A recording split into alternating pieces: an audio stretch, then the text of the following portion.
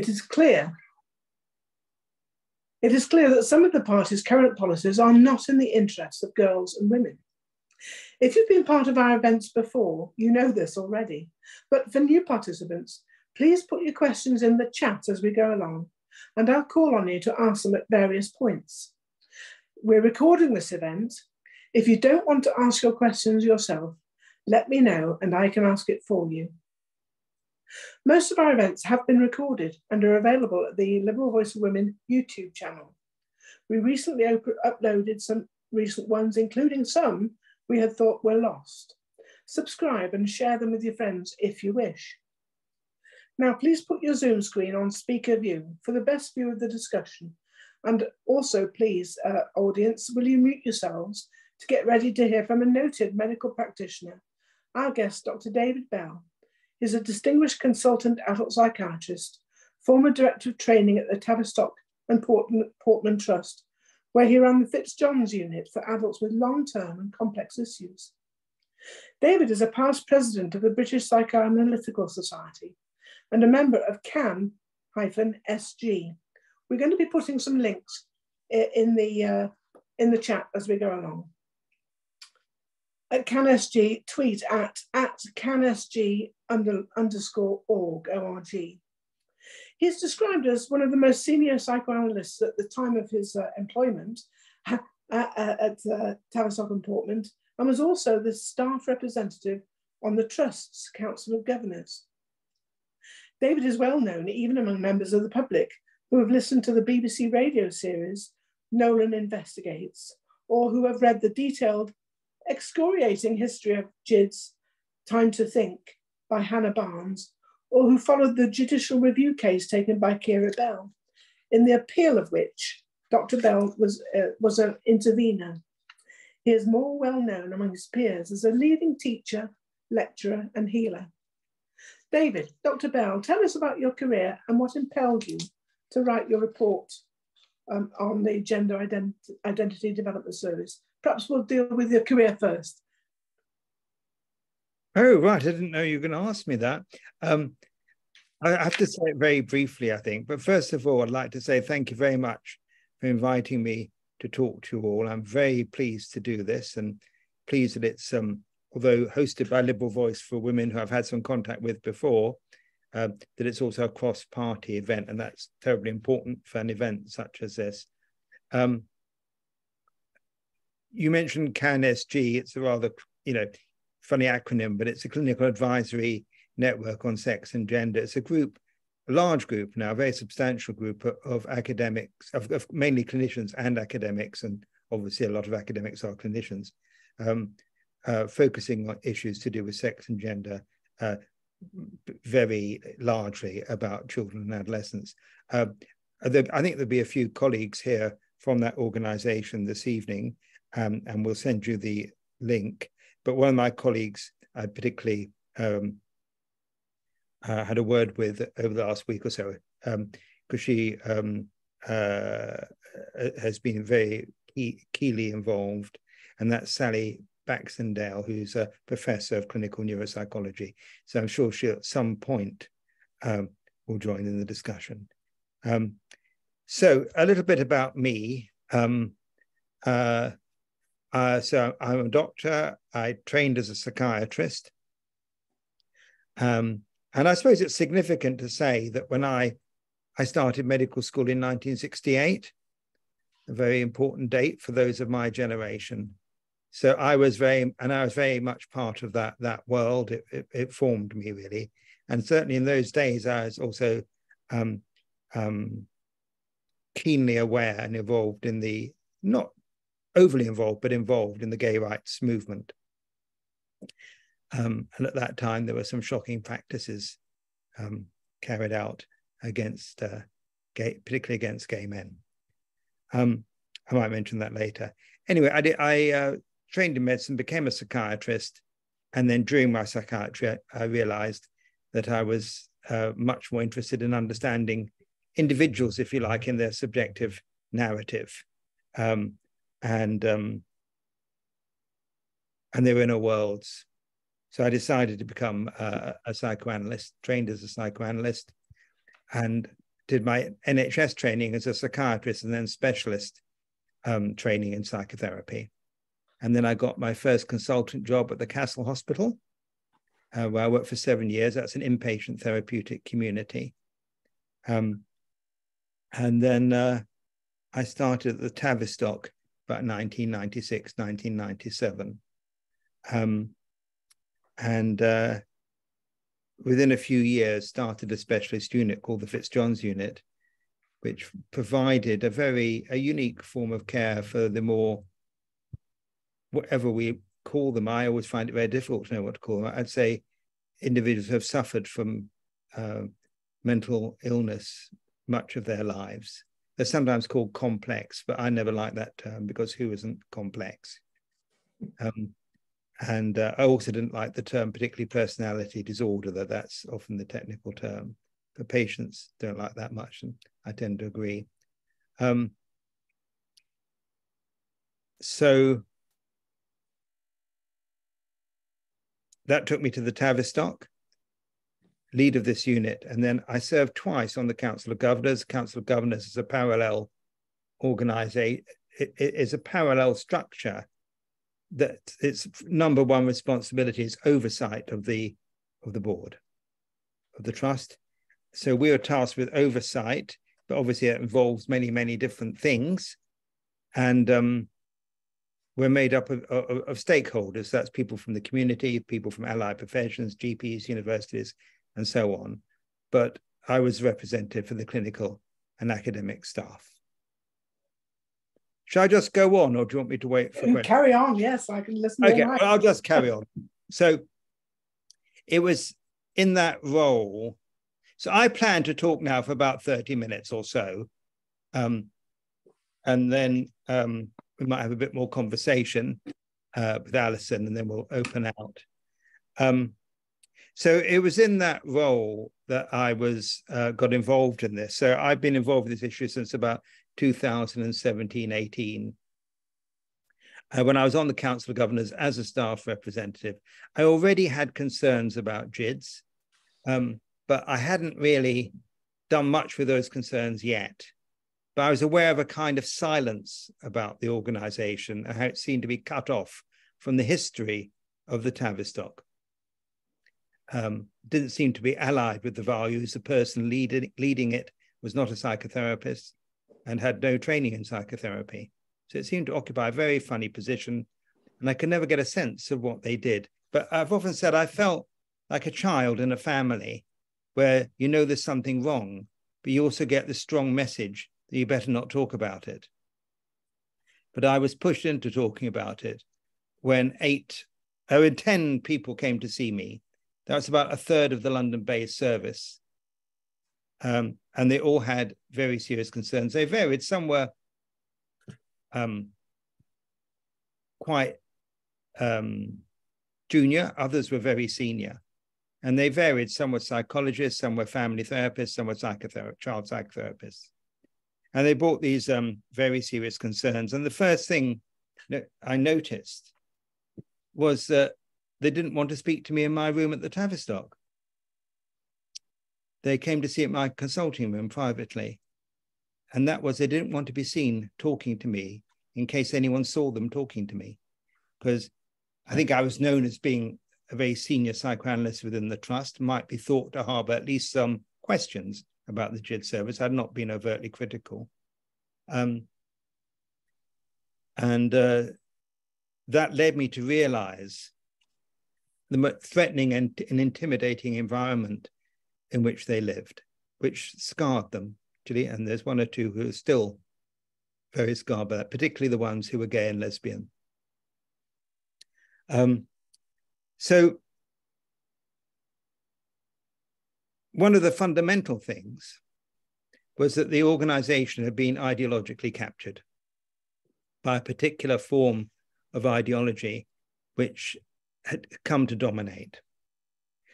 And the extent of this capture, not only of the Tavistock, but of public institutions, has been extraordinary.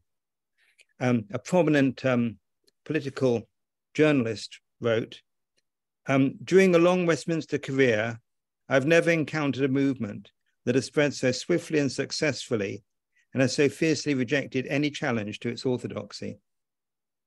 The transgender movements had advanced through Britain's institutions with such extraordinary speed.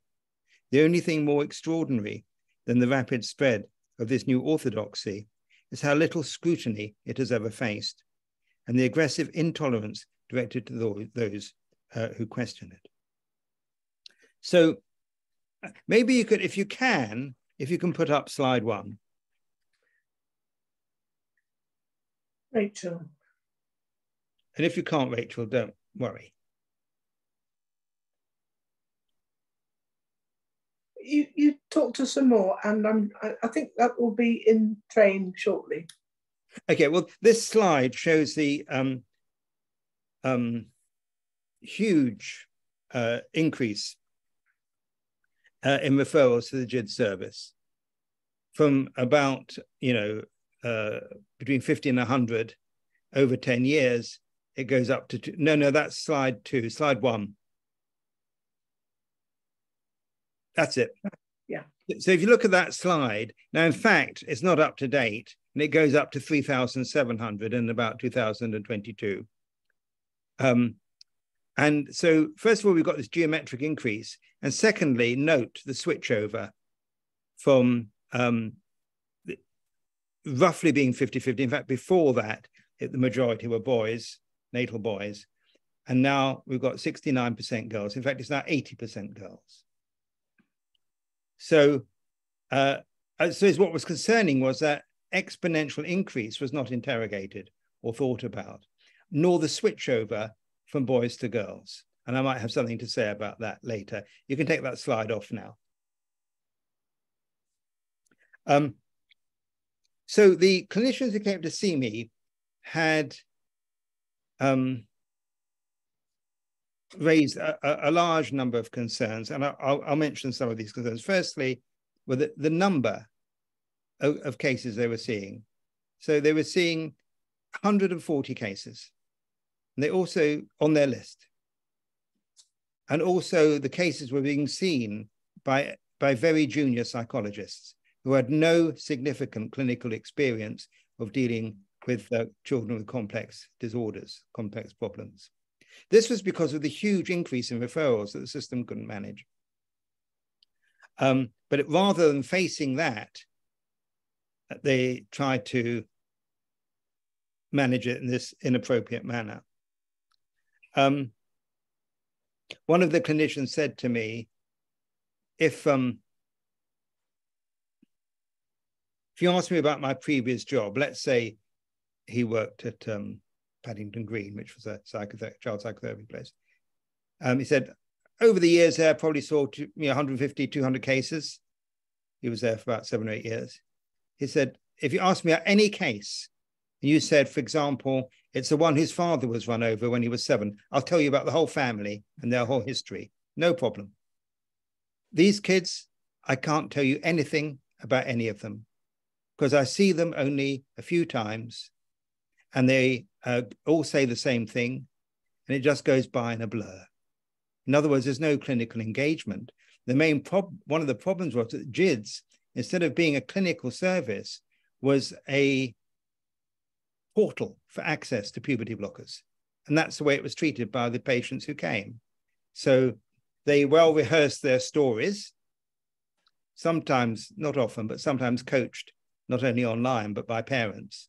In order, they've not come for an assessment, they've come to get the puberty blockers. So they know what the right answers to the questions are. And so his point was that you can't get past that. And of course, it would require a great deal of establishment of a clinical relationship of trust and understanding over time to get past that.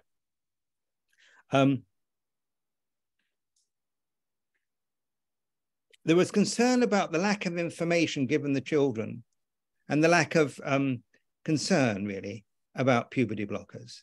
There'd already been flagged up concerns about changes in bone density and neuropsychological, potential serious neuropsychological problems, which were ignored, and the children weren't informed about, nor their parents. They were treated as if it was a way of interrupting puberty, which was completely reversible. Well, that's complete nonsense. And one of my first major disputes with the trust was over that being publicly stated, because the human body, mind, and psyche and social world is not a video machine that you can press pause and then press start in 4 or 5 years' time. Because the body at the age of whatever it is, 11, 12, is ready for puberty. The mind is ready for puberty. The social world is ready for puberty. So you can't just stop puberty and restart it without it having physical consequences. But worse than that, it had profound psychological consequences. That is, that children who are put on puberty blockers, when this was originally started, they did tend to come off them. But now 98% stay on them. That is, they go on to cross-sex hormones and on to surgery. So the weight of that decision to start them on puberty blockers is freighted with the knowledge that you're starting them on a medical pathway.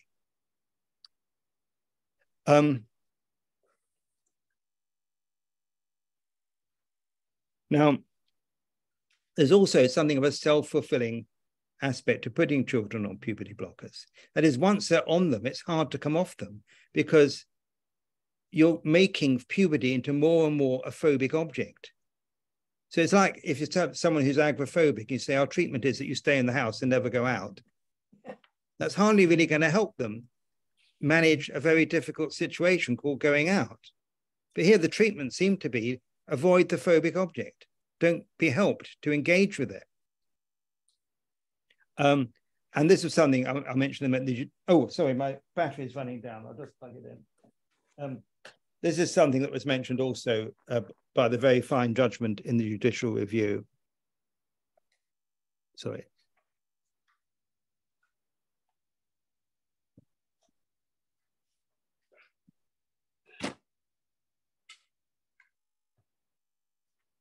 And of course, this is children who face puberty are in the middle of a very key developmental stage of their lives. And a lot of them, but most particularly girls, not all girls, but a lot of girls, find this period very, very difficult. We've all seen, you know, pubertal, you know, young teenagers, girls walking around with their shoulders hunched, very, very disturbed by the growth of their body, particularly their breasts. So making this what turns out to be a non-reversible intervention at a point where a child is in the middle of all the turmoil of a developmental process, which is challenging, seemed to those clinicians very inappropriate. Another major thing was, and perhaps an overarching thing that I should say, is that I do not think it's at all helpful at all to use the word transgender when applied to children. That isn't because I don't think there's ever going to be such a thing as a child who grows up and becomes, you know, in their sort of 20s or 30s, a trans person.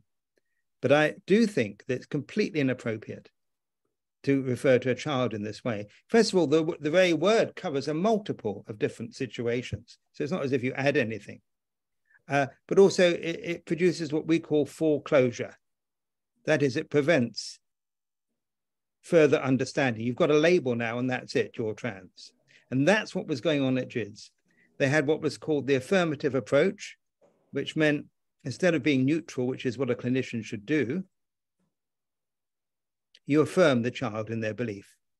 And as one detransitioner put it to me, she said that when they said, yes, you know, you are a boy and we're going to align your body with your true gender. She said, I really felt they were agreeing with me that my female body was disgusting as I thought it to be. Because they were saying, yes, we can get rid of this awful body that you've got. There is a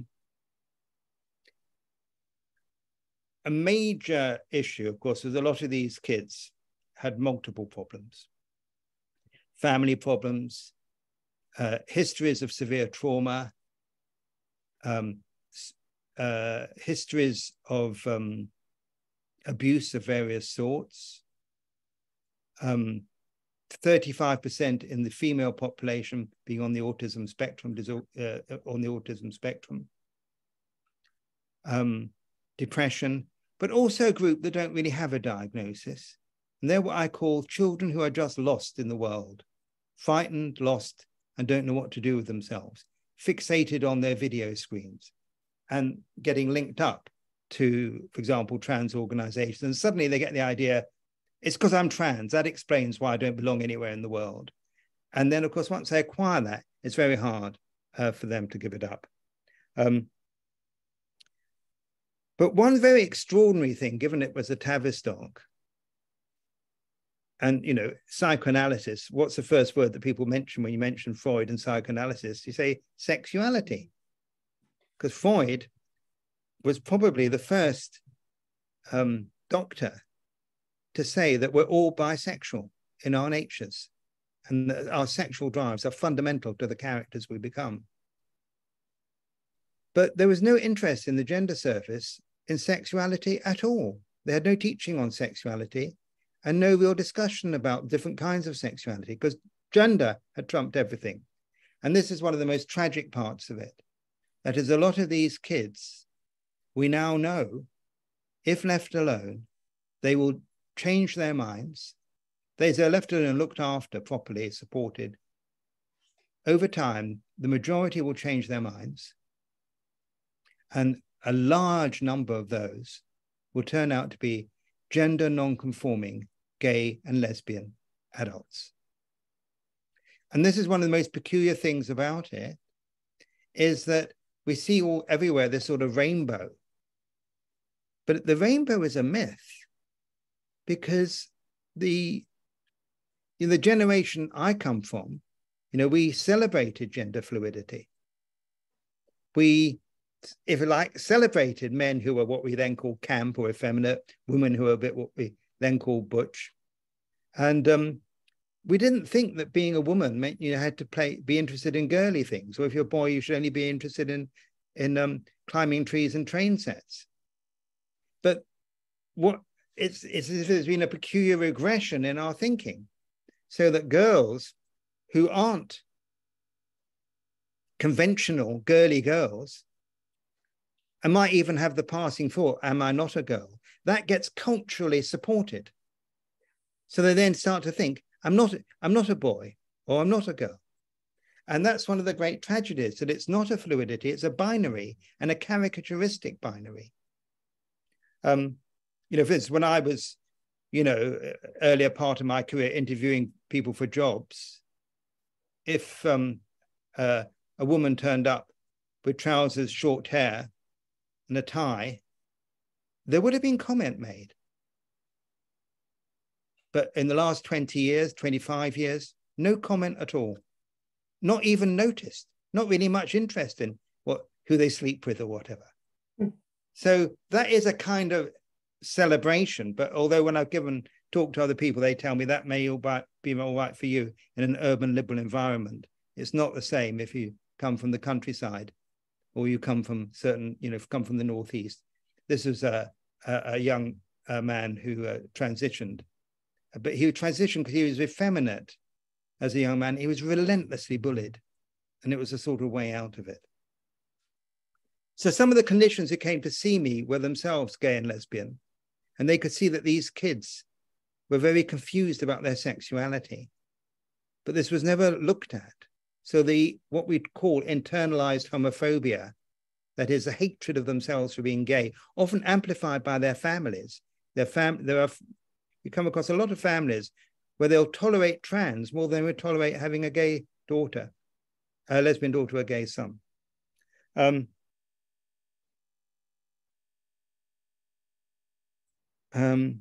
So that was some of the problems, that were brought. My report became part of a chain of circumstances. It included a very important letter from parents of adolescents. And that led eventually to the CAS review, which has produced its interim report. That is the largest review of gender services for young people ever undertaken anywhere in the world. And its conclusions very much supported those issues that were brought to me by the clinicians. That is, that affirmation was not an appropriate treatment for these young people. That is not a treatment. It's never a clinician's job to affirm. If I can just explain it briefly, if, say, a man comes to me as a psychoanalyst and says, I've come to see you, doctor, because I want to divorce my wife, I don't say that's good. I don't say that's bad. I do know that I don't know who this person is called his wife. I do not know who this person is called I, and I do not know what this word divorce means.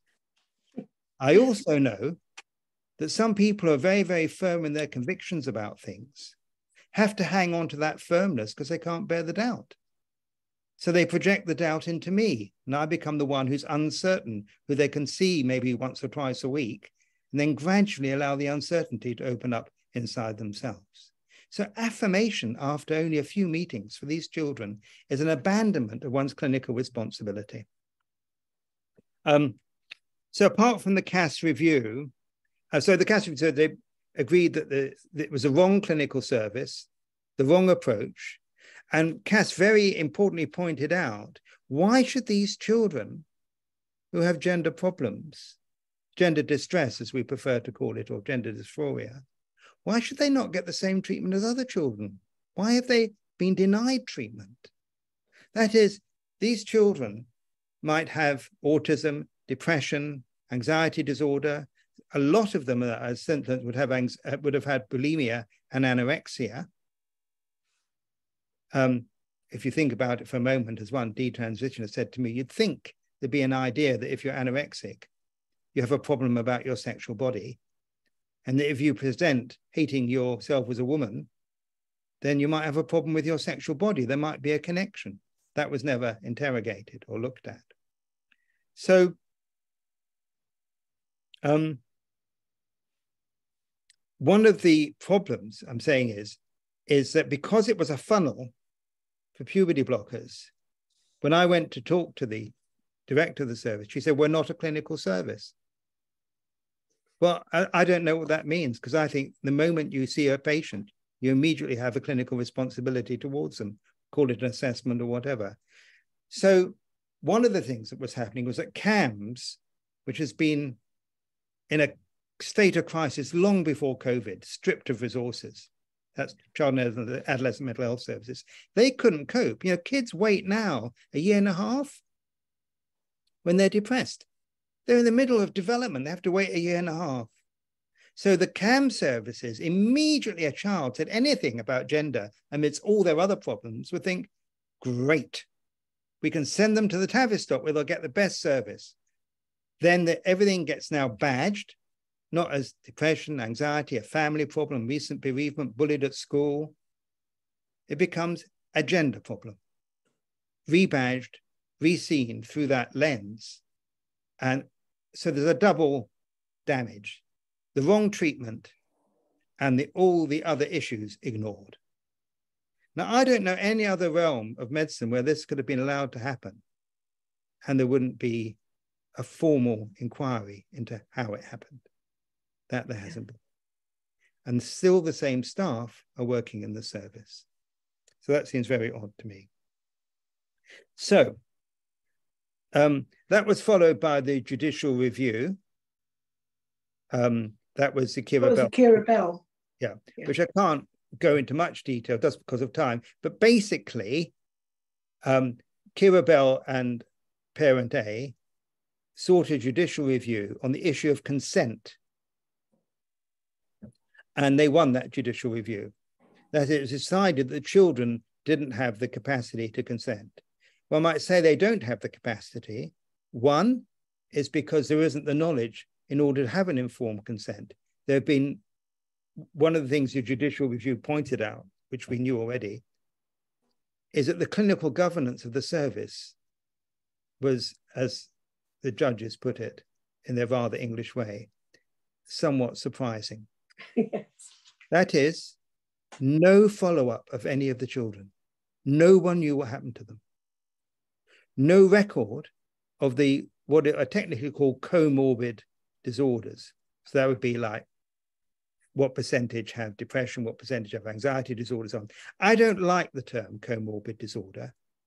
I think it's inaccurate because it means you've got a thing called gender distress and then you've got other disorders.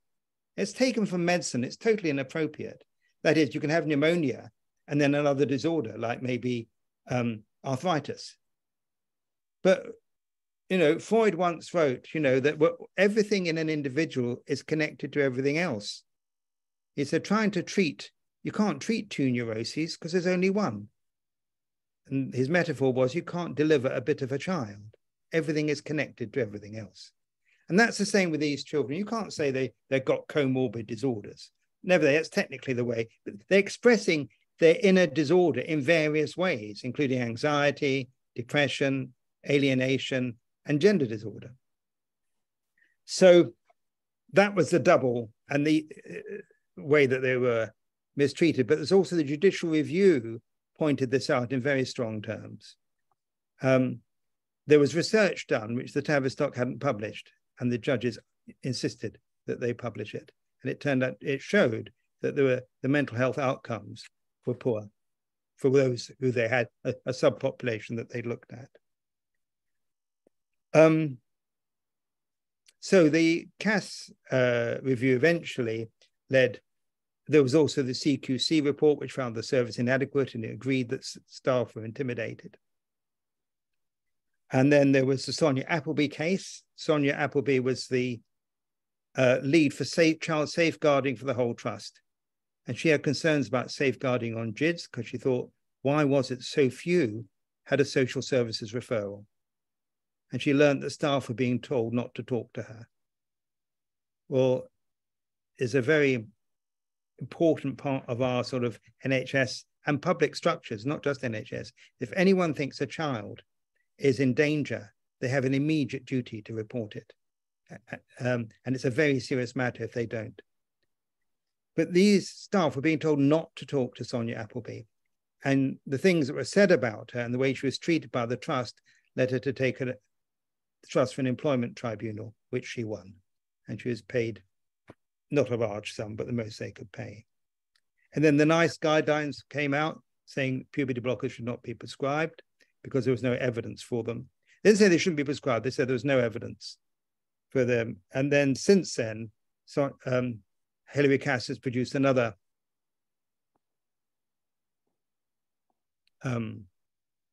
document, and she said that the puberty blockers shouldn't be prescribed at all outside of a research protocol. So we know, that gender dysphoria is most often transient, as evidenced by the high proportion of people who desist. It's highly socially contagious. That is a thing that we don't really understand. But in girls, there's a much higher degree of social contagion than there is in boys. Obviously, it's a cultural phenomenon. But even in Freud's day, you get schools in which there'd be an outbreak of hysteria. There'd be one, and then there'd be 3, and then there'd be 30. And we know that there are schools where you get outbreaks of gender dysphoria. We saw the same thing on TikTok, where there was a sudden outbreak of Tourette syndrome. In Hong Kong, in a certain year, there was no anorexia. I can't remember what year it was, but maybe 1960 something or other. And then there was one case, which was high publicity. I think the woman died, a girl died or nearly died. Within a few years, there were 50, 100, 1,000. So that shows something very important about the subject of psychiatry and psychology. And that is that no psychological or psychiatric illness is purely an internal matter. Everything takes place at the conjunction of the individual and the culture in which they live, everything. So that means that the same kinds of problems in one culture will present in one way, say with anorexia, and another culture will present with, say, gender distress. So one needs to have an understanding of that. And it is very surprising, again, that Tavistock, which has been famous for looking at the interrelation between the individual, the family, and culture, seem to ignore this fact of this switchover to girls, or to interrogate it. Okay, I think, yeah, I'm nearly finished, actually. So I'll just say that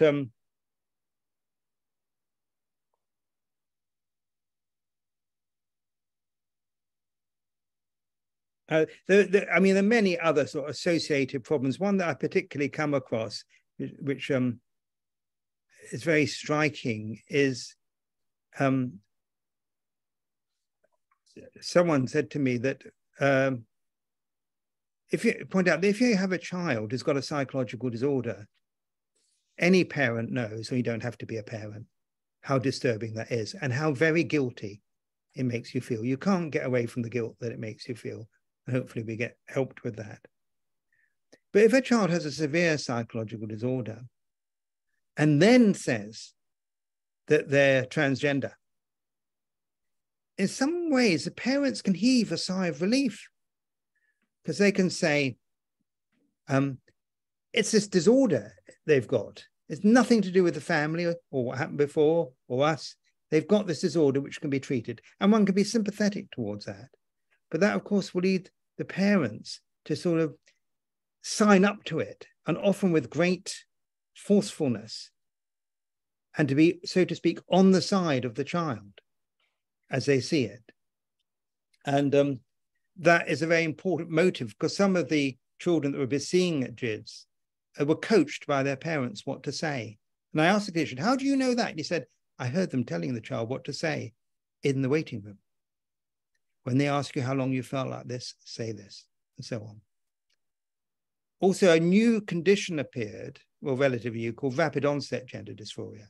So that was where children who hadn't suffered from it would, over a relatively short period, suddenly appear. And that, again, must be linked to the sociocultural processes and social contagion.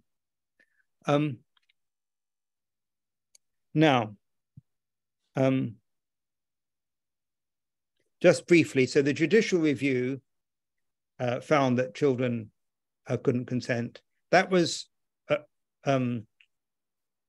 appealed against, and the Tavistock won the appeal. But you need to understand what that means.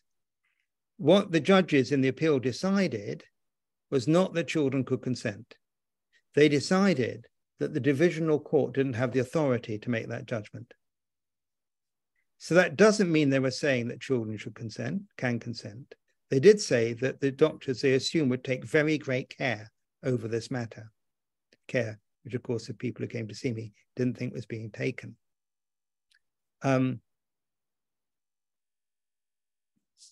So it's rather like if you had a parking fine and you challenge it and you won the appeal, and they said, you know, so-and-so who issued this ticket didn't have the authority to give you that parking ticket. That doesn't mean you were legally parked. It means that person didn't have the authority. That's the distinction that I'm making. But of course, as the appeal was only about consent, it didn't address any of the other issues, nor would it have been proper to do so, that the judges raised in the judicial review, which raised all these other issues that I've mentioned about the lack of follow-up, the lack of clinical governance. So one has to ask, why did this happen? And I haven't really got time to go to that now, but I think it's like a perfect storm. There's a number of different factors.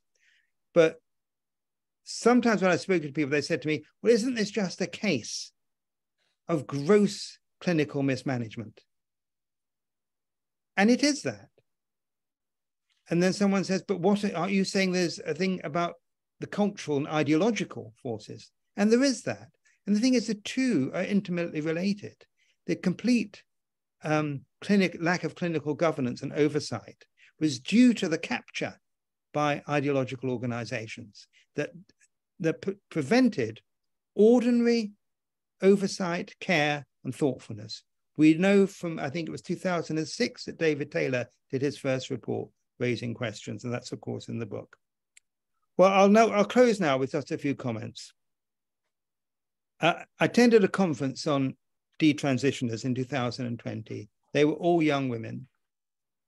They were all gender non-conforming, lesbian, now adult women. They all regretted what had happened to them. They all regretted that there hadn't been anyone to stand up to them or help or try to help them think about what was happening to them. They'd all been to various gender services. Some of them were from abroad, but including GIDS. But the first woman who spoke, young woman, I've never forgotten these words. She stood up and she said, "I speak for a generation of children who have been robbed of their capacity to have an imagination." What an extraordinary thing to say. What she meant was, all kids are going to say, "I'm not a boy," or "I'm not a girl." And in certain cultures, that's going to be amplified, of course. But when the world says, well, maybe you aren't, you become concrete, and you've deprived the child in a very disturbing way of that capacity to imagine. The next one says something a bit more, if you like, down to earth and disturbing. She said, "I look in the mirror, I do not see a man.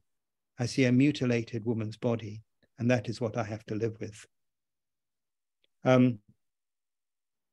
I'd like also to draw your attention to the peculiar Orwellian language that obscures the terrible damage being done, like gender reassignment. This means removal of the breasts, removal of the pelvic organs, removal of other parts of the body to refashion, for example, a false penis. And no one knows what the long-term consequences are. But we're increasingly finding out more and more, because surgeries go wrong, but also the long consequences of being on cross-sex hormones. For instance, cardiovascular symptoms are beginning to be known about. And, you know, the young people, and then people could talk about top surgery instead of double mastectomy. And of course, lots of people try to draw attention to this, and they're told they're transphobic. In other words, they're told they hate trans people. And it's important to recognize that a significant number of trans adults who are totally on side with everything that I've said. And they think that children who present in this way should be given space and time. But it's a deliberate attempt to, you know, I've often spoken and people say, well, David, you know, people who speak like that are just, you know, hate trans people, as a way of silencing people. And of course, that's linked. I'm not going to talk about this now, but I may come back to it, to the history of homosexuality, you know, the medical profession and homosexuality. And this is entirely different. Okay, I'll stop. Oh, well, that's really interesting, David. Thank you so much. And a really swift overview of some of the issues that we've been finding out about. And of course, as you say, there have been 4 different reports, Dr. Taylor's and yours, and the internal review by Dr. Sinha, and then the CAS independent review, which of course is still only in its interim phase. It hasn't completed,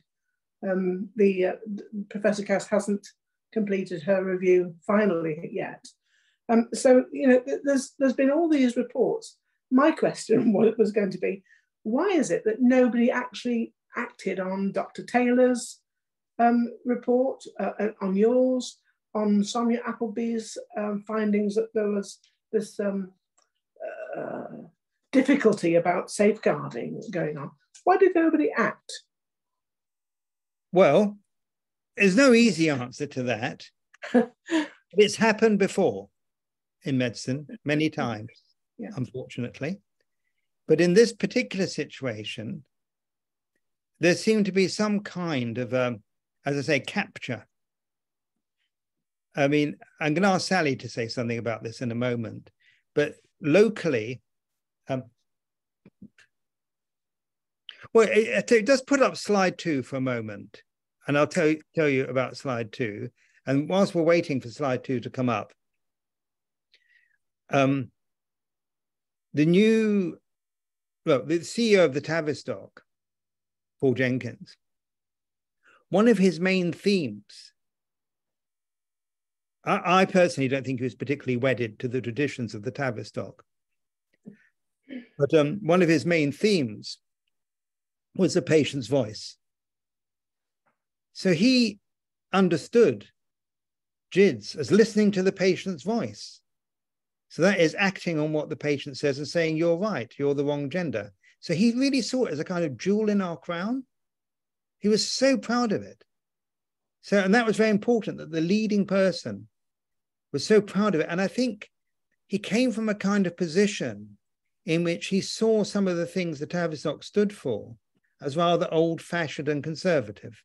So he saw this as showing the Tavistock to be different. This is just a potential, early thinking, but these are some of the things that led to people becoming labeled as trans. First of all, there's a commodification of identity that's been increasing force in our society, obviously plastic surgery, but more radical forms of transformation of the body. But also the way in which the relationship between a patient and a doctor has been transformed into patient and customer, which is a perversion of the doctor-patient relationship. Because once you've got patient and customer, then the patient's always right. And what patients need is what we call triangulation. That is a third person to be, someone outside to be able to make a judgment. So we don't go to doctors and say, it's my appendix and you have to take it out because it's my body and I have sovereignty over my body. But there is a kind of weight going in that direction. Of course, it started in a very emancipatory way. That is, when I was a young doctor, I can remember doctors writing disgusting things in patients' notes, including, I still remember the GP letter saying, "Thank you for referring this rather unattractive young woman." No doctor would ever say that now because patients can read their records. So that's a great and important movement. And so, but it's funny how things that start off in that way then pervert into something else and it becomes the patient's always right. I think misogyny is really important. I think so many of these girls have internalized their deep hatred of their sexual body. And there's no one, instead of helping them with it, it's taken as, because most of the girls, they do not say, I am a boy. They say, I can't stand this body. I want out. And I want it out now. I can't bear it another moment. So if you say, yes, you can get out of that body into another one, you're colluding with the delusion that you can leave all your problems behind and enter some other body called a man's body. But we need to think about why so many girls. I personally think the increase in porn plays a role in this. The images that young girls are exposed to lead to a great disturbance in relation to their sexual body. And the generation that I come from, where women felt they were at last feminists in control of their sexual bodies, is actually given away to a commodification of the sexual body, misunderstood as liberalism. Okay, the internet and social media is really important because that's both the vehicle where a lot of kids get signed up and misunderstand their problems in that way. And once they have misunderstood them, can't go back. But it's also the vehicle through which all the other things get amplified. I'm going to stop there to see if Sally wants to add anything. I'm sure she will. You can take my picture off. Thank you. Sally, do you want to say anything about that? I've got a few questions already, but please. Yes, yes, I'm happy to just say. I mean, you're asking sort of how it happens. I think three things tend to happen, or we need three things to happen when we get these medical errors. The first thing is that the doctors misattribute the symptoms. So they look at a symptom and they think that must mean this. And as David said, it can mean a whole range of things. And it normally does mean a whole range of things. But when you've only got one option and you have a child in front of you who says, I'm feeling this, and you've only got the one option, you've got gender dysphoria, therefore this is the treatment. So the first thing is that they misattribute those symptoms. The second thing is that they treat the symptoms and not the cause. So they just focus on something that is symptomatic of something much broader, and they only focus on that. And then the third problem, and this is a huge problem with the GIDS service, and David's touched on this, is if you fail to then follow up. So there's no way, once you've started with that misattribution of symptoms, and then you treat the symptoms and then you don't follow up, you're just stuck. People are stuck into a single track of treatment, and that's what happened, I think, at GIDS. Thank you. Yeah, that makes sense. That very much makes sense of what we're seeing all about us. David, you talked about this astonishing admission of failure to keep proper records that we saw in the judicial review, and I think most of us who were following those cases were astonished just to read this in the tweet along that was happening. Linda Devlin's got a question. Linda, are you able to ask us a question about the role of the NHS? Yes, I used to manage a CAM service in a London borough, and the amount of data that we had to provide to our commissioners as to who we were treating, what we were treating them with, did it work, very basic things. They wanted to know a whole lot more. If you think of CAMS, what was a comprehensive CAMS that we had to report on, given that this is a national service commissioned by NHS England. Where were NHS England in the whole development of this? How come they weren't getting any data? How come they weren't asking for any? Well, that's a good question. I don't think I've got a good answer, but one of the structural things may be important in this regard, which I didn't mention earlier. I mean, one of the main structural problems is that GIDS was a portal to puberty blockers. So that's one thing. But the other thing is that the reason the service expanded so greatly is it became the national service. And I don't know how many of you, I assume most of you know about commissioning and so on, but in my view, one of the most damaging things that ever happened to the health service was the marketization of the health service, the internal market. I'm not saying necessarily that provisions and commissions and services should be separate, but I don't think it should be based on a market model. So what happens is, if you're a service, let's say you're an orthopedic service, and you know that in the next year, no, sorry, not an orthopedic service, you're commissioner for a borough, let's call it Camden, and you know that next year you're going to have to commission, I'll make it up, 2,000 hips.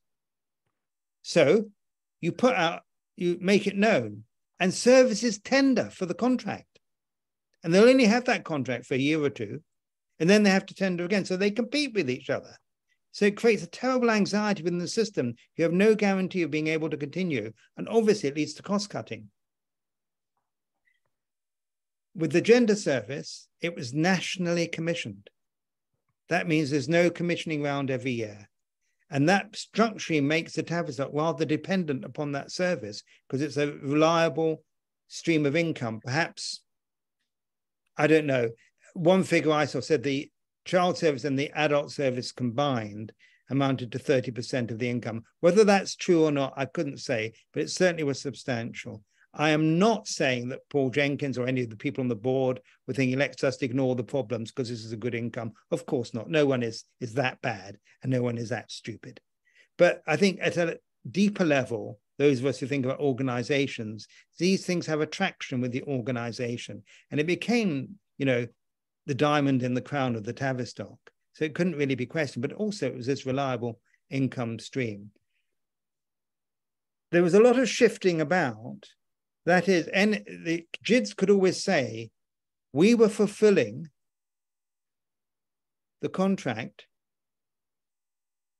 by NHS England that told us how we had to look after these patients. That was a contract made by NHS England. But who do you think were the advisors to NHS England on gender services? GIDS clinicians. Anyone else. So there's a kind of way that responsibility can be avoided there, I think. And I think the other thing is, because of the political atmosphere, it seems to have had the effect of silencing ordinary people's right to question and to know. Why weren't NHS England saying, why aren't you following up these patients? Why didn't they take on that it's an experiment? It is an experimental treatment, and it still is. So I don't have any other answers to that. And I do think it's rather shocking that the staff, given all we know, are still involved. I think a lot of damage has been done, yeah. Toby Keynes has got a question for you, actually, about staffing. Toby, can you fire away? Thank you, yes. Hi, Toby. Hi, David. Just for a bit of context, I'm the chair of the LGB Liberal Forum, and I actually came to this from a gay rights campaigning teenhood and yeah, good. In my 20s as well. I've been basically forced back into that position, as well as weirdly becoming a feminist because of what's happened to the gay rights movement as well. But my question is, do you think there's a significant risk that the replacement gender identity services will be staffed by clinicians who are just as committed to the same ideology and affirmative approach as was or is the case at GIDS? And that's given the extent to which that ideology is now entrenched in medical and psychological training and teaching. Are you talking about in the new structures? In the new structures, yes. Well, first of all, it's really important that people understand where you're coming from, because in a way, we're coming from a rather similar place. Because, you know, one of the stories I like to tell is that when I was off target for the moment, but I'll come back to it, is that when I was a young, I think I was a young doctor, I can't remember now, but there was a talk put on by Professor Hans Eysenck and Isaac Marks, and it was on the treatment of homosexuality, and it was a conversion treatment, and it was treatment with electric shocks. And what they did was they showed the man pictures of naked men or nearly naked men and measured if they got an erection. If they did, they gave them electric shocks. And then if they got a bit of an erection when seeing an attractive woman, they gave them pleasant music and nice food. That is the level that these professors were functioning at. Well, they were, he said at one point, at one point there was a young man in the audience, I learned later was a gay philosopher.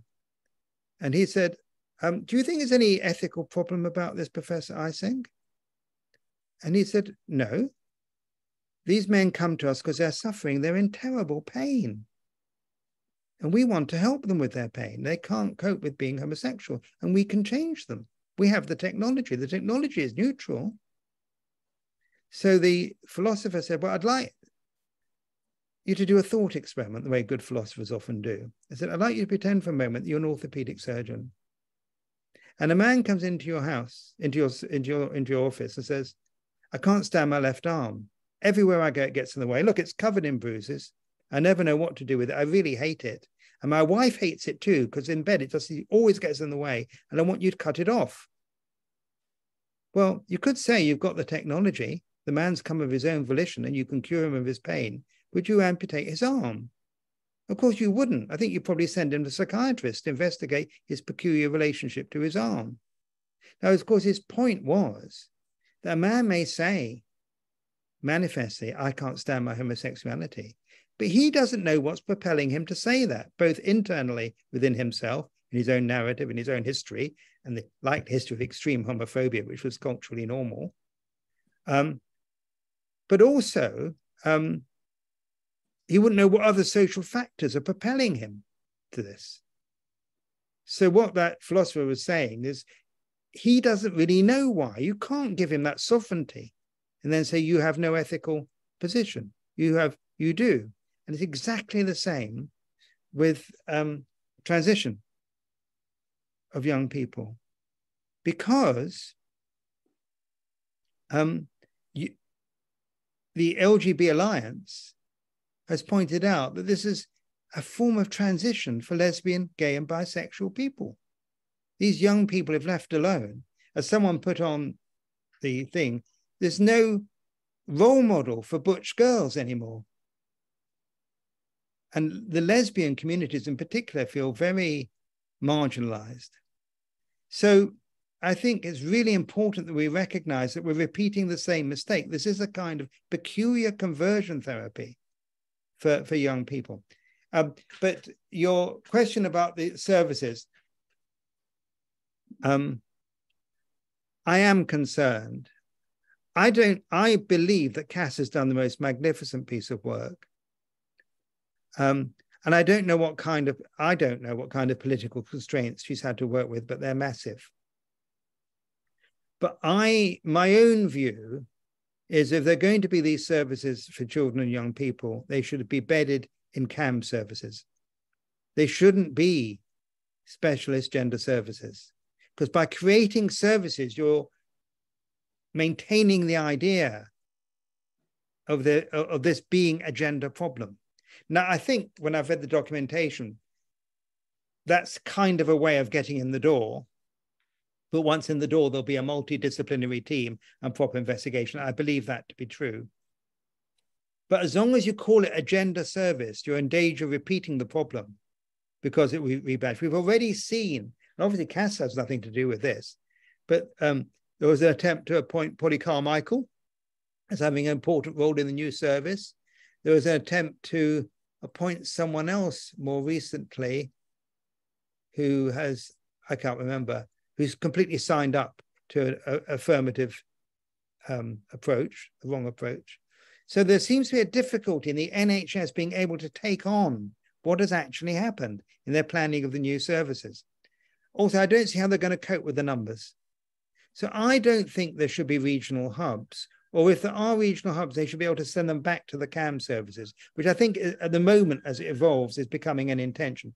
But then you've got a different problem. The CAM services can't cope. So this has to be seen in the context of the shocking deterioration in the NHS as a whole due to year on year on year cutting of services, whether it be acute beds, whether it be inpatient beds, psychiatric services, psychiatric admissions, and CAMS has been part of that. And CAM services, as I said, children have to wait for a long time to get any treatment at all. And often the treatment they get will be quite simplistic. So I don't see how this problem is going to be solved without a huge rethink about CAM services, a huge injection of funding and personnel. The only place where we're really going to manage this is schools. If we can get schools to understand the complexity, not to affirm children straight away, to understand that this is the way a child presents with a problem that needs understanding, then we might be able to, and I've spoken to some girls' schools recently, and what I find is a lot of not people who are captured, but people who genuinely just don't understand and think this is the liberal and right thing to do. So those kinds of people just need to be properly informed. Okay, well, I've got loads of questions. We've got a limited amount of time to deal with them, but there's some really gripping questions. I'm sure we'll come back to this issue, David, in a little while. Sue England started us off quite early on with a question about human rights. Sue. Hi, yeah, I come at it from the legal side. So I'm just fascinated by the extent to which practitioners are actually taught about the human rights of children and parents, indeed, because those underpin everything. And of course, an awful lot of that is then embodied in the Children Act, for example. So, David, you know, I don't know whether you have any direct experience of that, maybe not. But it worries me when people say, well, we really weren't taught anything about that. Well, I think that you're right. I think people have very little, people I've come across were not taught anything about it. The only thing they were taught was that there's a kind of way of saying, how can I put it? That we're dealing with the human rights of the child in the sense that the child has a human right to be who they want to be. And that's a human right. So if you infringe upon that right, you're going against human rights law. That's the kind of thing that people genuinely thought. So that would mean, for example, if a child says, this is my right weight, 6 stone, you say, well, that's a human right. If you say that's the weight you want to be. So it's a kind, if you like, it's a perversion of the human rights understanding of things in the service of an ideological transformation, which goes unquestioned. One of the big problems in the way that people often think about this, and this is so with the conversion bill, is that there's no distinction made between children and adults. And obviously different issues of rights and obligations occur. But it sounds to me as if you've thought about it, so I'd like you just to say a little more. Well, a lot, because I mean, this is all underpinned by fundamental rights, and that is children's rights with the UN Convention, which is then sort of filters down into our national system, and also then parents' rights and responsibilities for their children. And of course, this is in a triangulation, as it were, with the state, because parents are the primary people who are primarily responsible for their children, but we all know that the state, at the end of the day, has to protect the human rights of children. You know, we have to have a sort of backstop. So these cases that have been coming up are absolutely fascinating, and this hasn't been drilled into. My question, there's an awful lot there to be explored. My question was, you know, well, what do the medical people get trained? And obviously it sounds as if they're not. And now this, the Tavistock case, the Bell and Tavistock case, they didn't really explore these things at all, but they were actually, as soon as you drill a bit deeper, they were underpinning all the discussion that was going on. I mean, I can't launch into it now, but what I wanted to say was, because of this, I do talks for people who aren't lawyers to explain these things to them. I always have a series of things running. So I will just say to everybody here, the last week in July, I will put on 2 sessions specifically about this issue. I'll put them on my Zoom, and everybody is very welcome to come, free and everything, if they want to take part. So what I'll do is I'll simply put my email in the... Oh, fantastic. Yeah, and then just we'll sort it out. But I usually do, so if I do something like this, I do it in the morning, one day in the week, and in the evening, another day in the week. So people who work can come and people who don't work can come, okay? Can I just ask you, whilst you're doing that? Yeah. First of all, did you agree with what I said, that this is a perversion of human rights? Yes, absolutely. Secondly, I don't know when it was, but you will know that a kind of legal demand was placed on everyone, that if you're in an organization and you have concerns of a child being neglected or abused in any way, you have a legal demand that you have to make this known to the relevant organizations. And if you don't, then you're legally responsible for having made a serious error. Is that right? Yes, indeed. Indeed, yes. So you see that, so poor Sonia Appleby, what she did a sort of back of the envelope study, and she looked at all the patients referred to CAMS. And let's say, I don't know the figures now, but let's say there are 1,000 patients in her population, and 20% of them were on social services registers, and a good deal of those on risk registers. That was what you'd expect, actually. But in the population on GIDS, it was about 1%. I thought, this can't be true. Oh. So that's what led to her getting into a lot of trouble and people being told not to speak to her. But I would have thought people being told not to speak to her, that was something that was illegal to say that to people. So absolutely. Absolutely. Under statutory rules as well as... That's the word I was looking for, statutory obligation. Thank you. Yeah. Absolutely. Okay. Well, good. So you'll put your email up, because we'll circulate that to the people we know. And I think we really would like to hear that. Okay, right. Well, I will, put an hour's material together, and then I always do it that it's not a webinar.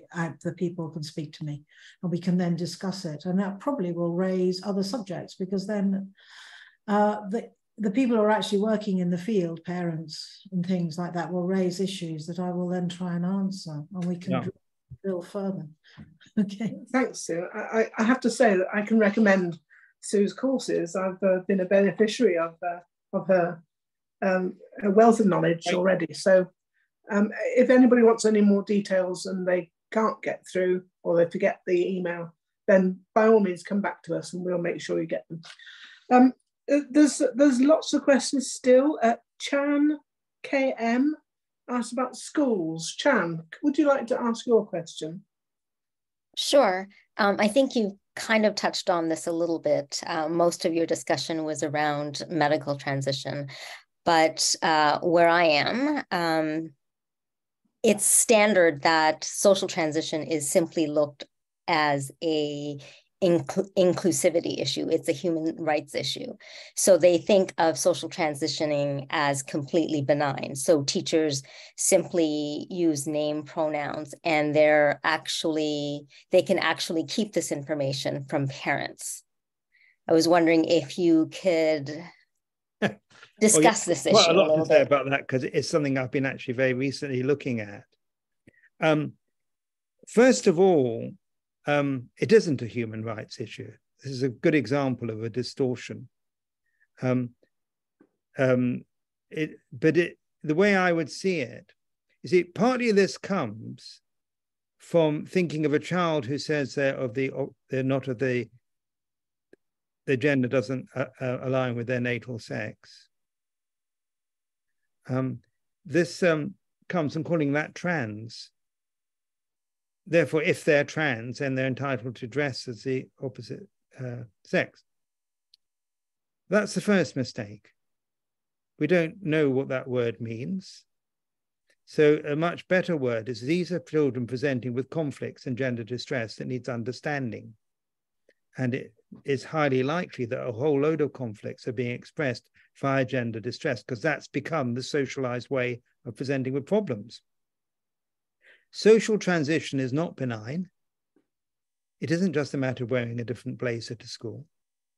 Social transition is the beginning of a process, and Cass commented on this in her review, that if you start on a social transition, it's very difficult to undo it. You've got a whole peer group around you.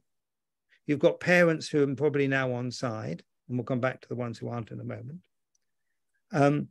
And you've started on a process, and often in the school they'll be celebrated. There'll be, all sorts of things going on social media. John is now Jane, and it creates a lot of excitement.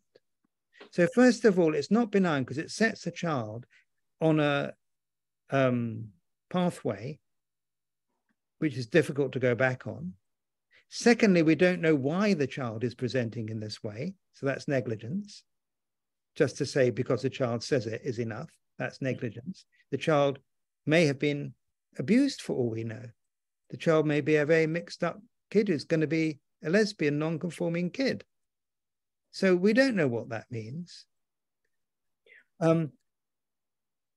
Thirdly, it isn't just an issue for that child.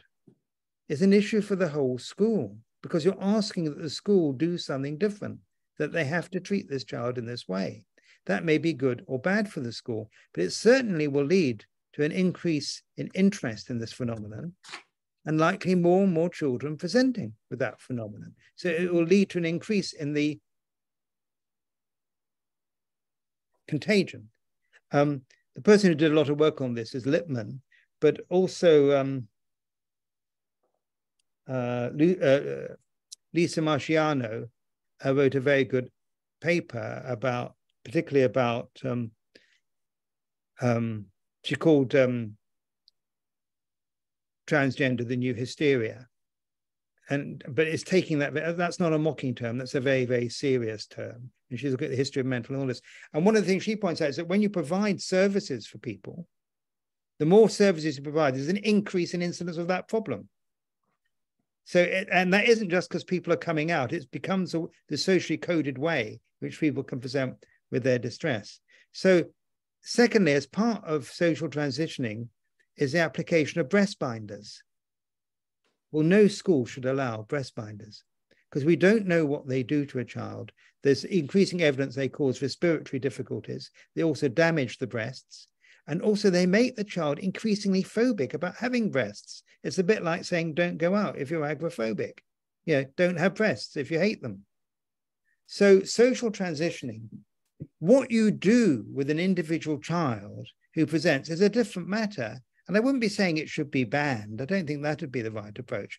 But when we take this as a sign that something needs to be thought about, it often happens that parents in these situations, some schools, if the parents aren't on side, and this also happened with CAM services and with GIDS, they were treated as enemies because they're denying the child this fundamental human right.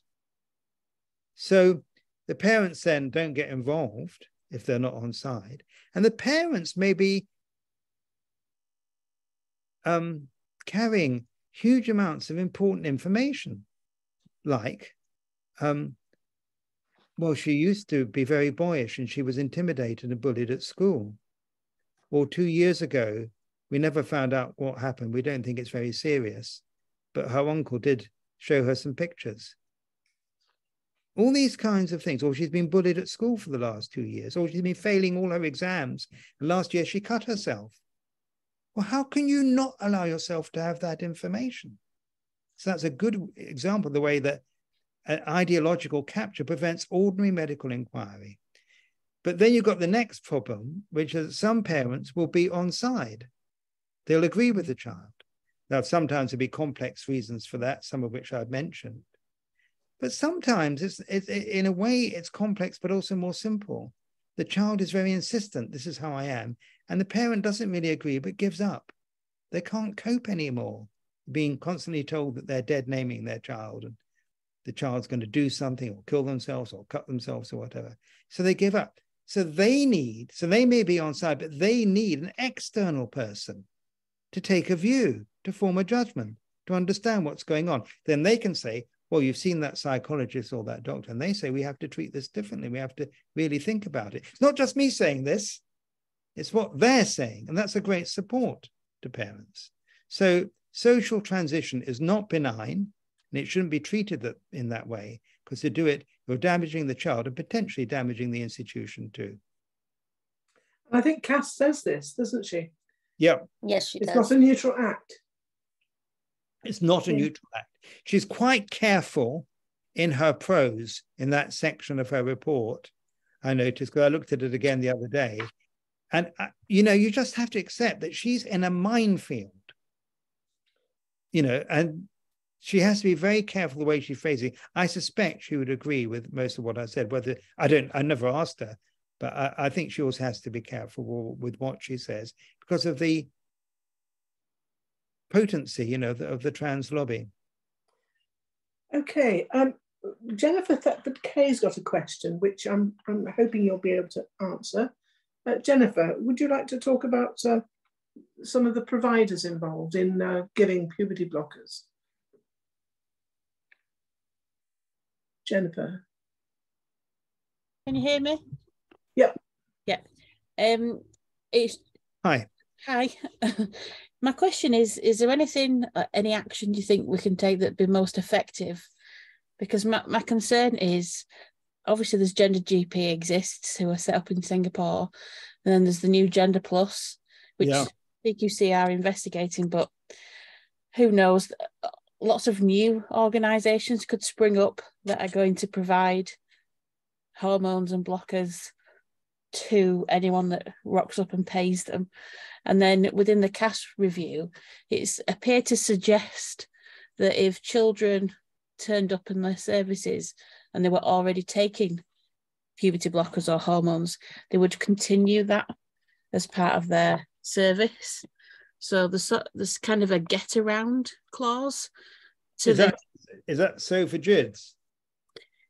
Yeah, with the new services, they've said the latest CAS review, the sort of interim, where they've said, I mean, I don't understand how they can ethically use them for research, but they've said if people arrive at their doorstep and they're already taking hormones or puberty blockers, they will continue that method of treating them. So it's not really, we're not as a nation preventing the determined young person or parent that's persuaded, or they're the one that's pushing it, depending on where we're at, from going on puberty blockers or getting hormones. So I just wondered if there's anything.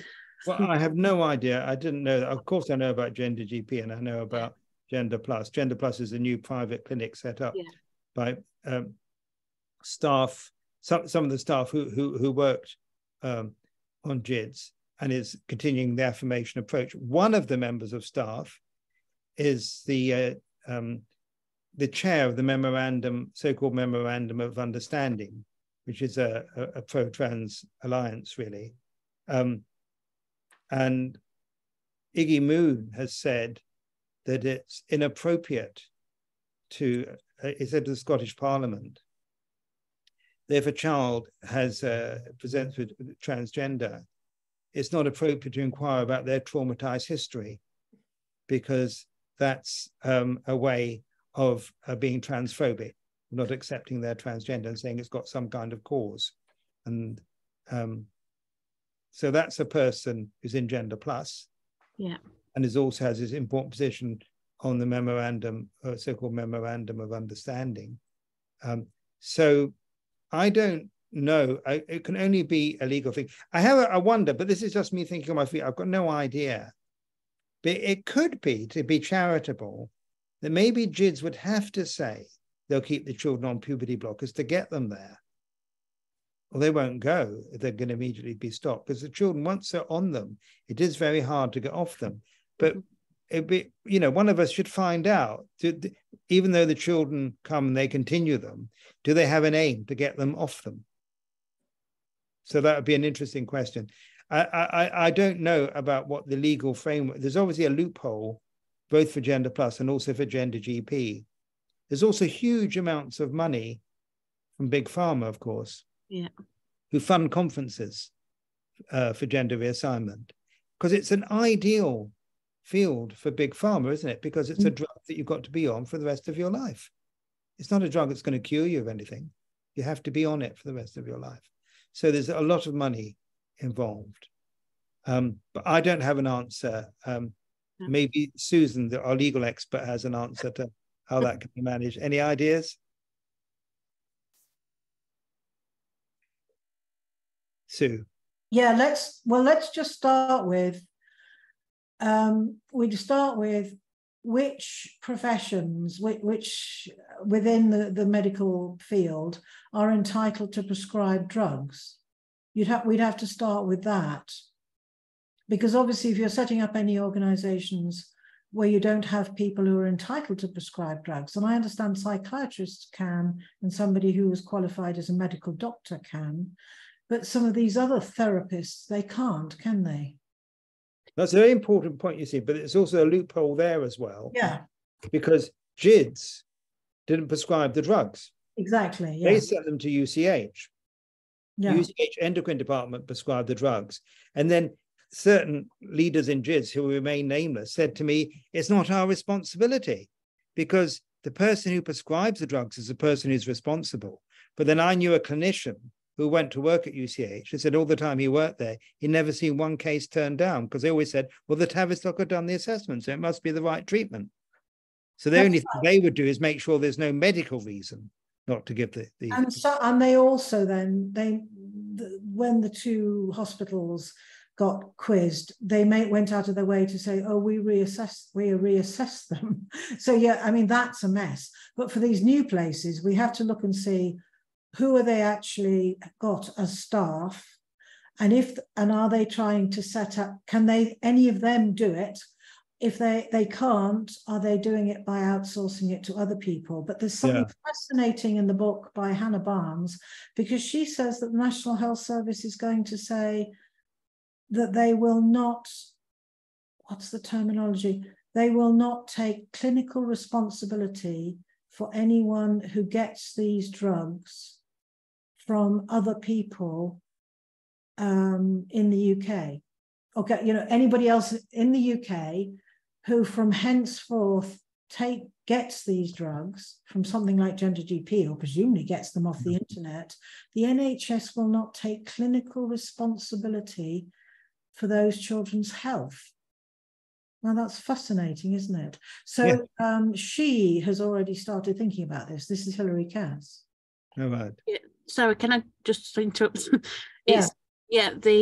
The new report from Hilary Cass is after Hannah Barnes's book.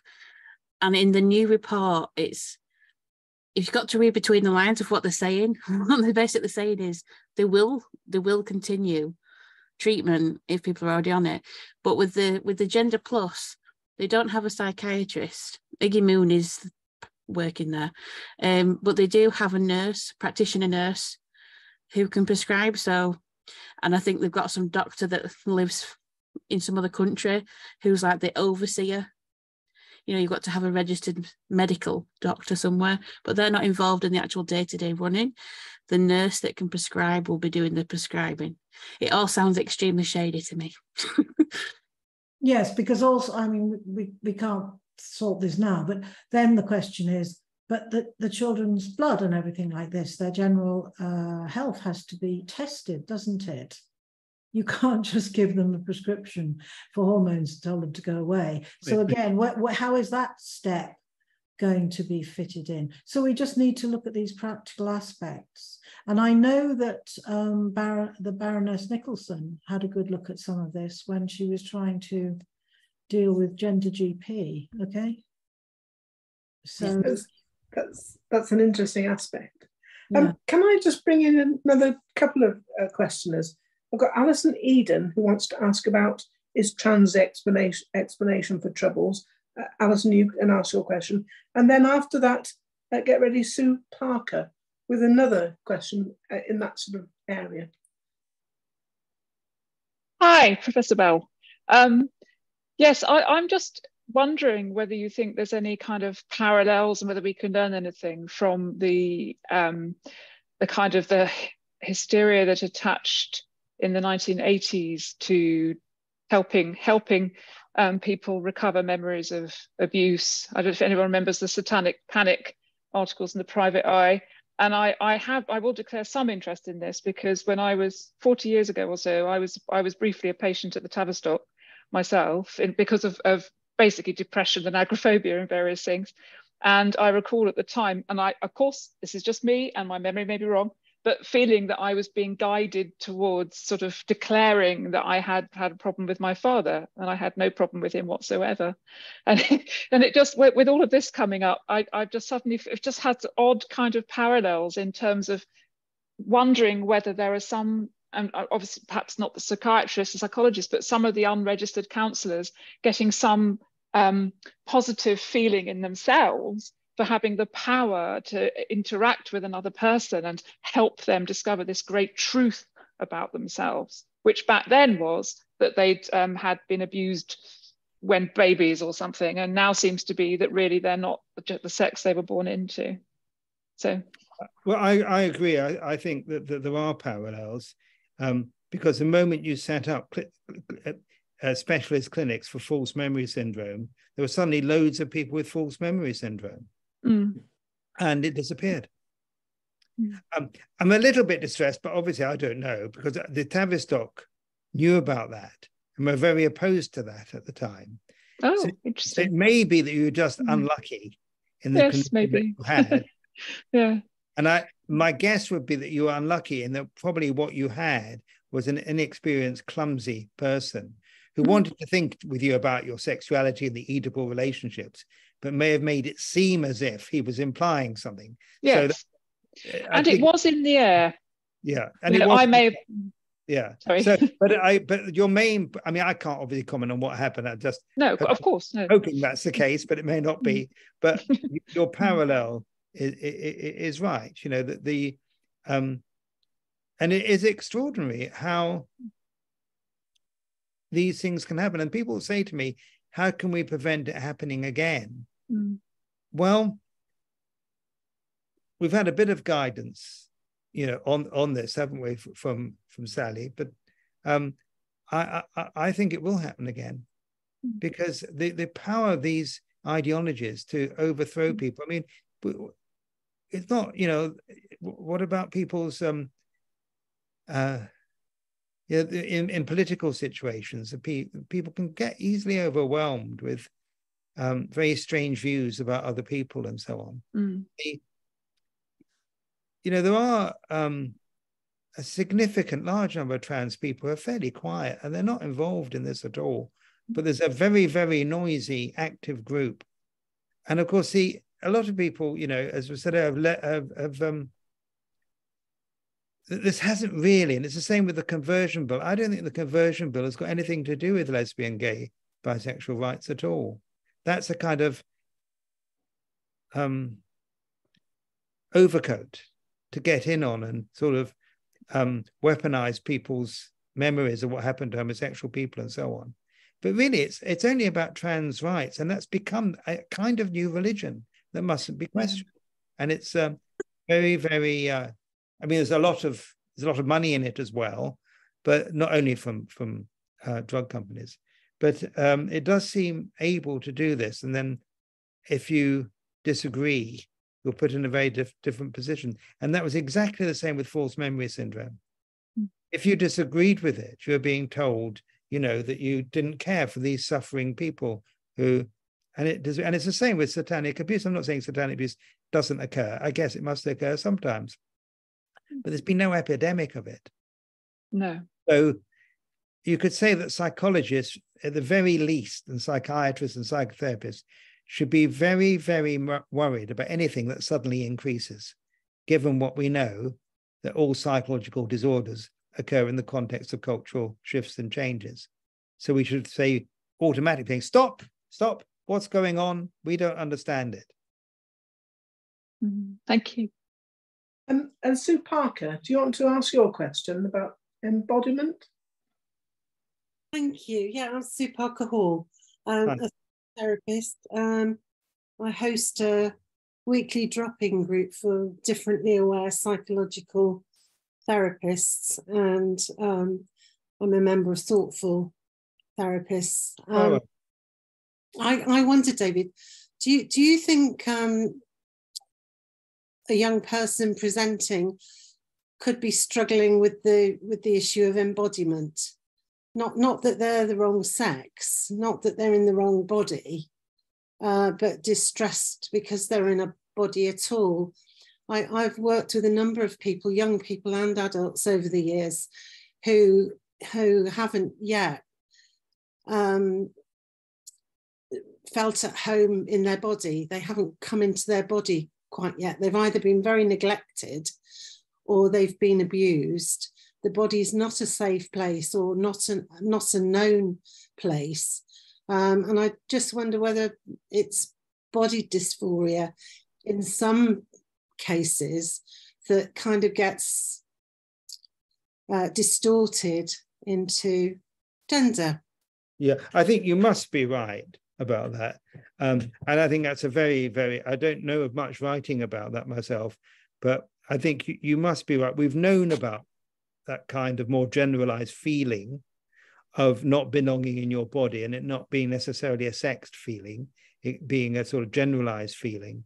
And, you know, whether I would guess, and I'm really only guessing, but I would guess in a number of cases, probably small number, there'd be a significant neurological basis for this. There are neurological conditions where people feel their body isn't really theirs and so on. So, but I expect that'll be a small number. Then there'll be others that might be multifactorial. As you say, it's likely that some children who've been abused will never feel their body is theirs. And they may not see that as a gendered thing. They may just see it as not their body. Now it gets projected into gender. But I wanted to use what you've said because I think it's very helpful, but also it does remind me of something that's slightly unrelated. But it's about being at home in one's body. And you see, if you think of, and I say girls because it's much more of an issue with girls than it is with boys. Boys do have difficulty with puberty, but it's generally speaking, it's a different kind of difficulty they have. Now, the way I would think about it, I'm being very broad brush as a psychoanalyst, is that latency kids and younger do have awareness of sexuality. I think that's beyond doubt, really. Anyone could think otherwise. I think children have awareness of sexuality, even very young children. But I think latency children have a great trouble with it. And they tend to locate all the sexuality in the parents, that disgusting thing that mother does. It's got nothing to do with me. Look at the way she cavorts around. Ugh, I can't stand that. That's quite common in young girls, sort of hatred of their mother and their mother's sexual body. Not uncommon. But then when they reach puberty, all those things that they projected into the sexual mother, they start, growing breasts and developing. And it's if in some cases, at a very deep unconscious level, they feel that their mother's taken over their body, that it's no longer their body, that it's like mother's body that's inhabiting theirs. It's like a return of the projected, a return of the repressed. So those girls have great difficulty with puberty, and they hate their bodies and they want out of it. So what happens, if you think of a kind of U-shaped curve, so on that U-shaped curve, you'd have a distribution of how unhappy you are with your sexual body as a girl, right? And most will be in the middle. And there'll be some who don't have any difficulty at all and loved it when they had their first period and could wait to get breasts, were very, very happy. And at the other end, there'll be people who've got a very extreme, they can't tolerate it at all. And then you can say that social conditions move the curve across. Do you understand what I mean? So now, what you might have thought was threshold for having body dysmorphia, now there's many, many more kids who come under that, who come over that threshold, because the social process moves the curve. There'll still be some who don't get it at all, but many of those who were in the middle will now be more on the extreme end. So I think sexual body dysmorphia itself changes with cultural conditions. And I think some of the ordinary roots of it are related in this development that I've described of girls. But I agree with you that some of these, it's quite possible to think that some of these, like pubertal children, may already have a pre-existent body dysmorphia that then, because of the cultural conditions, gets relabeled as sexual body dysmorphia or transgender. And then, of course, the treatment that they're having will not benefit them at all. A lot of kids who go on to puberty blockers, they have at first a rather manic rush, and that's even more so with testosterone. So lots of kids have started on testosterone, girls, they feel quite high, and that people can misunderstand it if they're cured, but a lot of those will soon come down. Sorry, I've wandered a bit from your question. I'd just like to know when we should stop, Alison. Well, I've got a couple more questions on in the room, and some questions that somebody asked me to ask you, which I'll leave those to the end, because that's probably going to bring us towards the conclusion of what you're wanting to say. But first of all, can I ask Peter Jenkins? You've got a question. You're one of the thoughtful therapists, Peter. Hi, Peter. Hi, David. So, yeah, thanks very much for your talk. I mean, it's very, very authoritative. I mean, and I guess there are different ways of trying to make sense of and understand what happened at the Tavistock. And one way is to look at it as a failed medical experiment. I'm not saying that that's the way that you did, but there are so many things that don't make sense. Affirming gender identity for which there's no objective test or criteria, diagnostic overshadowing, the lack of clinical governance, and really no differential diagnosis. I mean, so that if the child or the parent presents the child as having a particular diagnosis, then that's it. I was really interested because you referred at the beginning, introducing yourself to 1968. I'm also a child of 1968. So, and in many ways that had very, very positive impacts, I think, in really challenging the status quo, making it legitimate to do that. But I think there was another side to it, which maybe we're beginning to perceive more clearly now, which is that there was also a legacy of irrationalism and a very strong aversion to science, the scientific method. We see that in the role of postmodernism, which capturing the universities. And you've brought in, I think, overtly political expressions of the wider crisis, such as the Memorandum of Understanding on Conversion Therapy, the the conversion therapy bill, which apparently now is going to be kicked into the long grass, but may reappear. And I wonder, not that this is meant to be a simplistic solution, but perhaps we really need to look at what's happened in the Tavistock, what may well happen to the CAS reforms and so on, as a fundamentally political issue, that what we're faced with here is not a scientific or a medical model of care. It's a political model which is designed to strengthen trans rights, however they're perceived, to strengthen gender identity ideology. So the notion of ideological capture then begins perhaps to make more sense. And the way that it then gets expressed is in the form of I suppose, a consumer model of healthcare, which is to seek, to demand basically cosmetic surgery on an industrial scale. I mean, when looking at the Sanderford Clinic, which had its own crisis of its own, a senior member of the clinical team there said basically their treatment model was, and I quote, get them on treatment. So the rationale for, well, where's the assessment? Which young people are you turning away?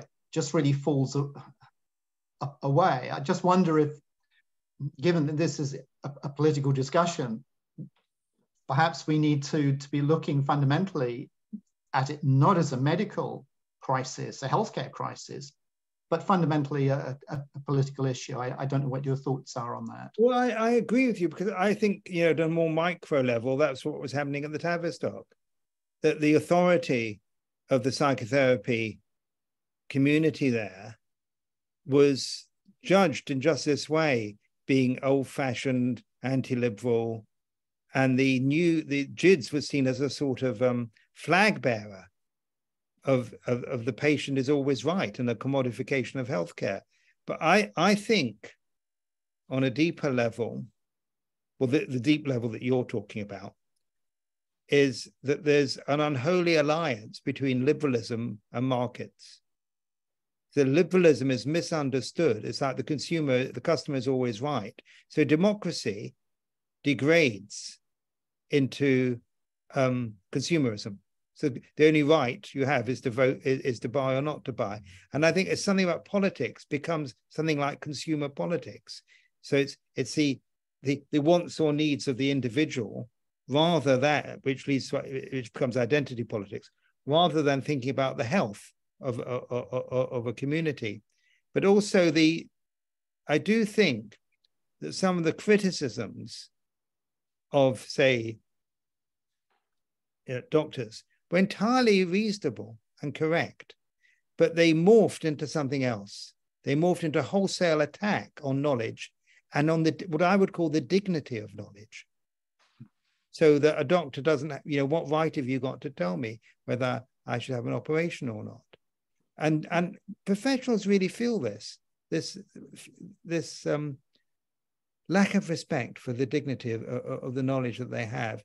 And that is heralded under a kind of peculiar deformed liberalism of like extreme postmodernism. So I do think there are much sort of wider things. I also think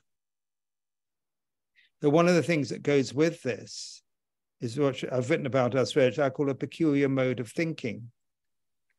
And that is the idea that you have sovereignty over who you are. But that is a misunderstanding. I can't say I'm Black. I don't have sovereignty over that. Your identity, to some extent, has to be supported by the community in which you are. So you can't, but it's as if in this world, there's almost like a consumer sovereignty. I can decide who I am and no one can question it. And if they question it, they're taking away my fundamental human rights. So there's a way in which this peculiar mode of thinking gets caught up with what seems to be a human rights agenda in I think, a perverse way. There's more to say about that, but I won't. But I do agree with it. But I think one of the things that's very important here in this audience is that Peter, what you've said is very much you know, in terms of our personal narrative, I come, you know, from quite a strong left, politically left position.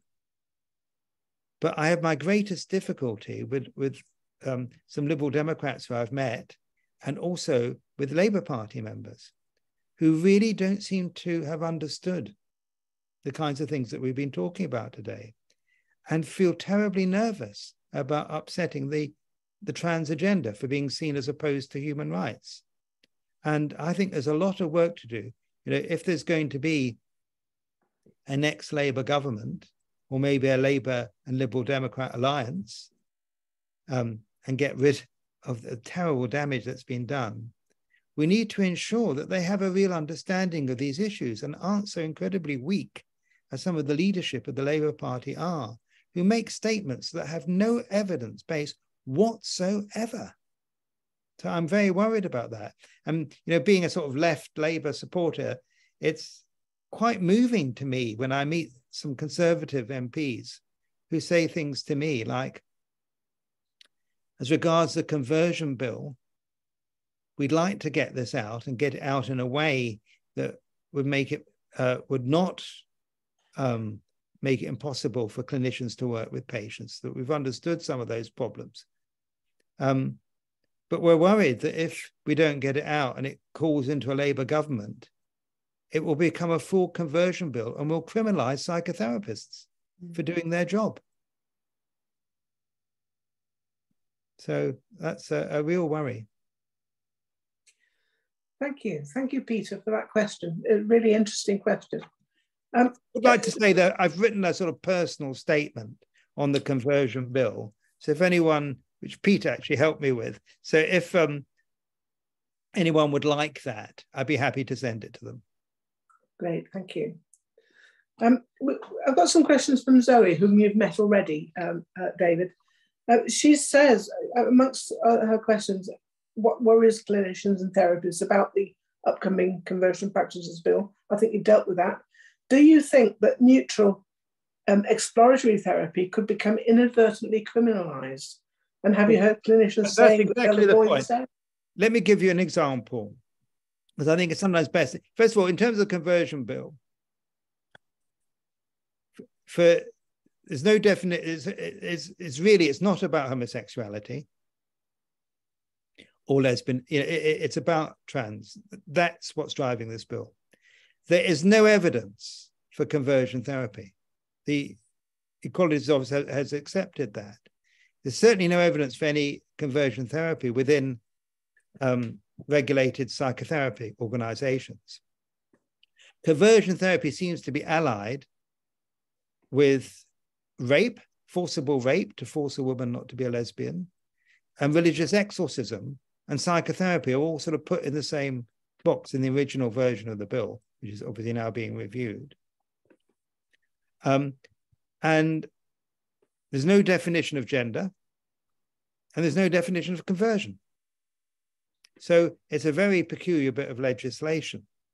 But secondly, one of the main problems is this, and let me just give you an example, a made-up example. Let's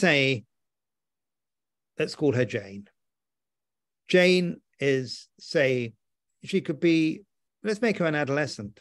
Let's say Jane is 16 to 17. And she goes to see a psychotherapist. And she says she feels very, very disturbed in her female body. And she's always feels that she's not really a woman. And she's going to transition. That's her plan. But she wants to see a psychotherapist because she has some doubts. And let's say she sees a psychotherapist for about a year or two. And during that, one of these myths about psychotherapy is that you remember things that you didn't remember before. Mostly that's not true. Most things that people talk about psychotherapy, things that they remember, what they didn't understand was their significance. That's the thing that changes. So let's say she goes into therapy and she remembers that when she was 12, she was quite what we used to call butch. And she got relentlessly bullied. And let's say when she was about 14, there was an uncle who didn't abuse her, but he could see the way she looked at him, and perhaps showed her one or two photos and made suggestive remarks about her body. And she vomited after that and was very ill for a day or two. Couldn't tell her parents much. And let's say various other things come to mind. And let's say she decides after this year or two, I'm not going to go through with it. I've decided not to go through it. I've decided, you know, the whole load of problems I've had in my life were really they weren't really gender problems.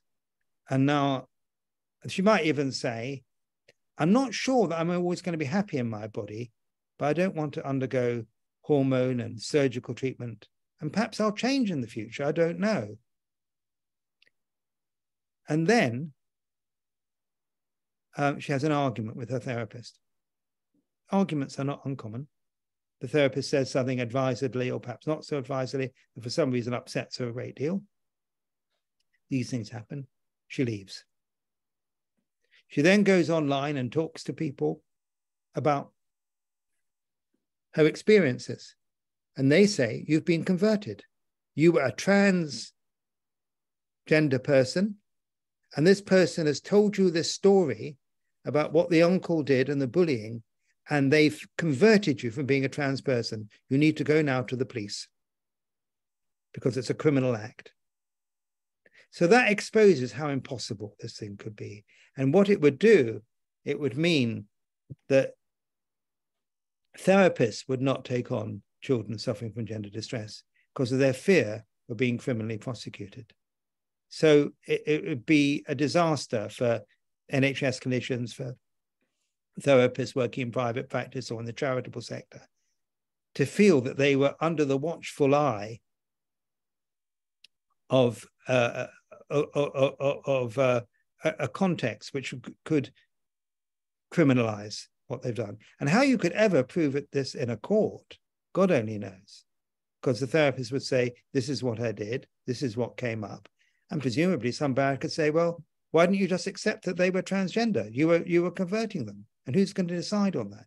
So it's a disaster from that point of view. You know, I don't think there's any genuine motive for this legislation myself. I think politicians, being what politicians are, doing very difficult jobs, they have to find a way of managing it and make compromises. And I think that's inevitable. I just hope the compromises, you know, will be, you know, in the right direction, or great damage will be done, particularly as the bill doesn't distinguish between adolescents and children. And maybe there's something else I could say, although technically GIDS is supposed to close next year, whether it will or not, I don't know. The adult service is still there. And the adult service is absolutely more captured by ideology than GIDS ever was. And young people are referred to that service at the age of 17. A lot of kids are on the waiting list for GIDS. Once they reach 17, are sent to the adult service. Once they go to the adult service, there's no psychotherapy, there's no inquiry. And 50% of the referrals are between 17 and 25. And Sally has written about the fact that from a neuropsychological point of view, apart from a social and psychological, we know that kids don't finish their development until they're 25. Cass mentions this age group in her report, but her remit was about children. But she does say there should be caution with this age group. I find it astonishing that the NHS can, there's an NH board that runs all the gender services. There's about adult gender, there's about 8 of them. And they're all seeing young people, putting them on a pathway, and still nothing is being done. That's very interesting. And another question, which a lot of us have been discussing while this conversion practices bill has been mooted, do you consider that affirmation therapy and the medication that accompanies it could be considered as conversion therapy, for instance, for transing away a gay child, if a child might desist, if allowed to go through puberty normally? Well, yes, I think it is a form of good. You see, one of the differences between the rights that we were fighting for homosexual people, for gay and lesbian people, was that no gay and lesbian people were seeking medical and surgical help to be gay or lesbian. What we thought they needed was to be left alone and not have doctors recommending that they needed treatment to stop being gay. Here we've got a completely opposite situation. We've got people demanding as a kind of right that they have medical and surgical intervention to conform with the view they have about their gender. So if you put it in a very simple terms, if we say that when we were talking, how can I put this? We could say that in a more sort of ordinary world, if you like, if you had a difficulty with your body, like say with your arm, then the right treatment is to explore the psychology of this difficulty. So to change, if you like, the mind a little bit so that the person can feel more understanding of their own body. In the world that we're in, we're changing the body to conform with the mind.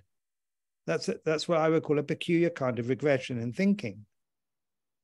So I'd say that given that we know, the way I put it, is that if you had a population, say, of 100 kids, and there's group A who will persist, and when they're 25, 26, they will transition.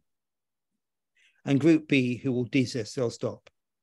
Well, there's quite good evidence that group B is much, much bigger than group A. But we also know that we have no way of telling if a child is group A or group B. So giving puberty blockers or cross-sex hormones to that group is going to put the majority of kids is definitely on the wrong treatment. And even for those kids who will persist, they can be helped and supported over this important period. And of course, they might persist in the end. But the important thing is that a large number of these kids, if helped in an ordinary way, a lot of them are confused about their sexuality. And if they can become, because the other regression in our thinking is from a kind of celebration, if you like, at least in urban liberal environments, of a fluidity of gender expression, where I think most of us would absolutely accept. I have a cousin whose son is absolutely fascinated by dressmaking. But he's a man. But you can easily see how someone can misunderstand this. And he has on occasion tried on dresses, but he doesn't consider himself to be a transvestite. So there's a lot of fluidity in the way people think and function in their lives, but we've regressed to this peculiar binary where you're either one or the other. And if you're not, as I said, a caricaturistic girly girl or boy boy, then you're trans. And a lot of those will be gay or lesbian. So some people in the LGBT Alliance do consider this a form of conversion therapy for gay and lesbian kids. And I think they're right. I think that will have to be a campaign. If the Conversion Practices Bill is introduced, there will have to be a campaign to make this clear to politicians and to the public that, that it isn't a done deal, that there are these issues which need to be explored and not to be criminalised. Yeah. Does anybody have any more questions? I think we might have time for just one more. One more then, and then we'll draw to a close. Let's see. Yes, we've got Tracy. Yeah, Tracy asked a question early on. Yes, thank you very much. And thanks for the presentation. So my question has been kind of discussed in other ways. Basically, this to me comes back to the fact that it's a safeguarding crisis. And there has been too much focus on a human rights lens. And as you said, the human rights lens has been perverted. But to me, the whole idea of gender identity is sex deception. So you've either a child who's trying to deceive themselves and people around them about their sex. We've got adult men with sexual paraphilias who are trying to deceive other people as to their sex. And this is being enabled by health professionals. And I don't understand how it could ever be okay for a medical professional to enable dissociation in distressed children, whether it's experimental treatment or not. Obviously, that's something that is relevant in something like cancer treatment. But since this is dissociation, how could it ever be correct to enable a child to dissociate? And indeed, how could it be, when you mentioned, David, that CAS is operating on a minefield, the minefield perception only persists because people are continuing to say that there's a group of people called trans people, when really there are people who are deceiving themselves and or others about their sex. So there is no rights that accrue to deception. You know, we talk about the chilling effect and freedom of speech. Freedom of speech doesn't cover falsehoods, yet people like whistleblowers like yourself are being silenced for telling the truth. So there's a warped thing going on here based on the idea that there's such a thing as a trans population, as opposed to people suffering with accepting reality. And always the treatment for not being able to accept reality surely should be to help people accept reality. And if an adult decides to dissociate from reality in whatever way, through taking drink or drugs or through disguising themselves in a certain way, that's up to that adult, but surely it should not be funded through the NHS. So for me, the path back from all of this and talking about how to get fearful politicians, how to give them a strategy that could work, isn't the way forward to remind government that they have existing statutory safeguarding responsibilities under various pieces of legislation, including the Children Act and the Safeguarding of Children and Vulnerable Young People frameworks, and that any affirmation of a gender identity, which is sex deception, has put the government in breach. And from that perspective, both the GRA and putting gender reassignment in the Equality Act were breaches of pre-existing safeguarding legislation, and that has to be undone as a legal argument rather than a moral one, because we know it's hard to persuade them of the moral argument because the trans lobby's been so effective.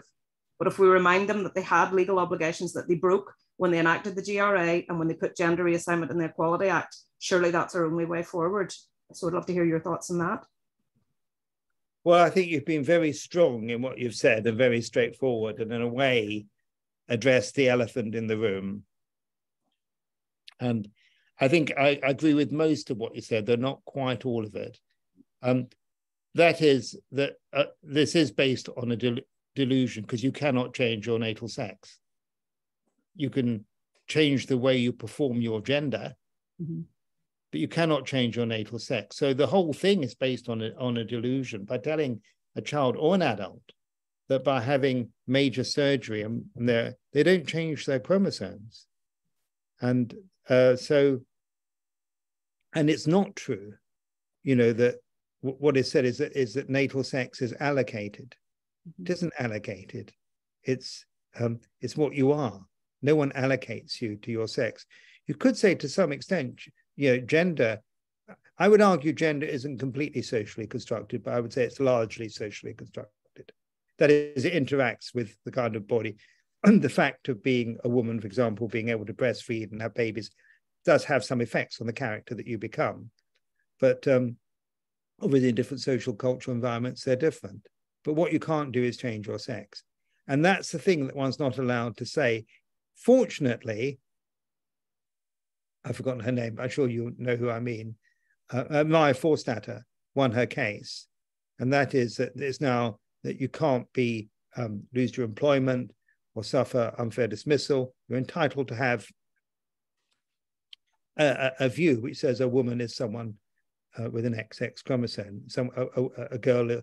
A woman is an adult female, and not be accused. But it's true that organizations have been captured, and it is a delusion. And I think it's an open discussion about to what extent one should or shouldn't allow any treatment in the NHS. I would say that a person, let's not say trans, let's say a person who wishes to express themselves as a gender identity that they were not born in. So let's say a girl who wishes to function and behave like a boy. I think she should be free to do that.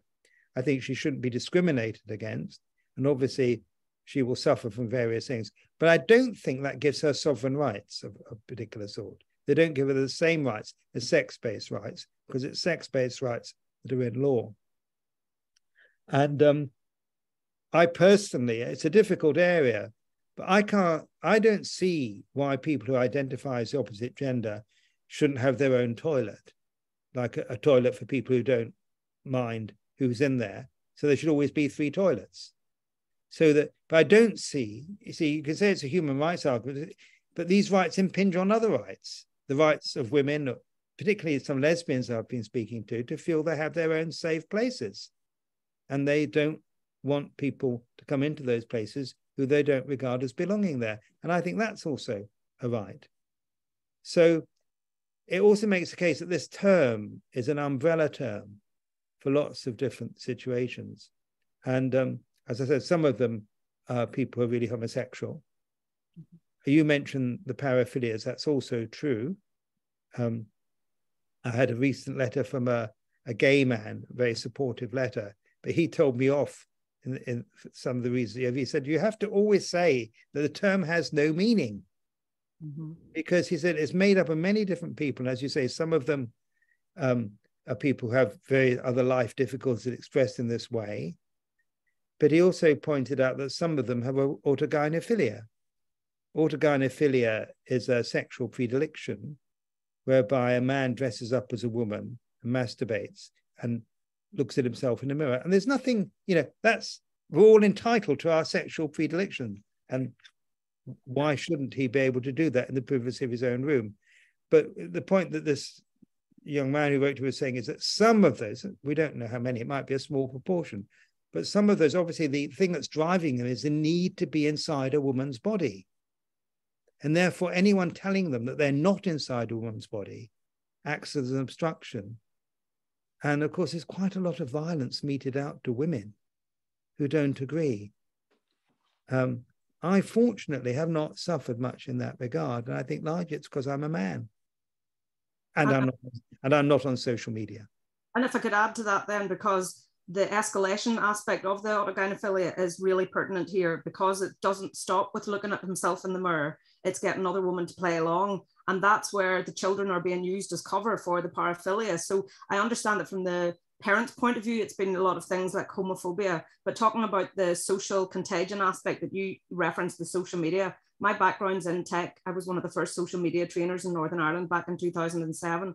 I was on forums where there was disgusting misogyny, incel forums, real violent hatred of women and girls. And now I'm seeing that same thing with this new strand, which is these autogynephilic men discussing how much they hate their biologically female cousins or sisters or women they've seen out and about, and they express this real violent rage and jealousy at what they would call, biological or cis, well, they call us cis women. So I think that politically this is being driven so much by self-loathing women who've tried to escape womanhood and autogynephilic men who are trying to colonize womanhood. And this whole notion of the trans child has been a deliberate ploy to justify, because if there's such a thing as a trans child, then the autogynephile can say he's born that way. But we know that porn has a massive role to play in this, as you mentioned yourself, and the rise of increasingly violent porn, where porn is free and has to become more and more shocking to compete for eyeballs. So I don't think we can fix any of this without recognizing the very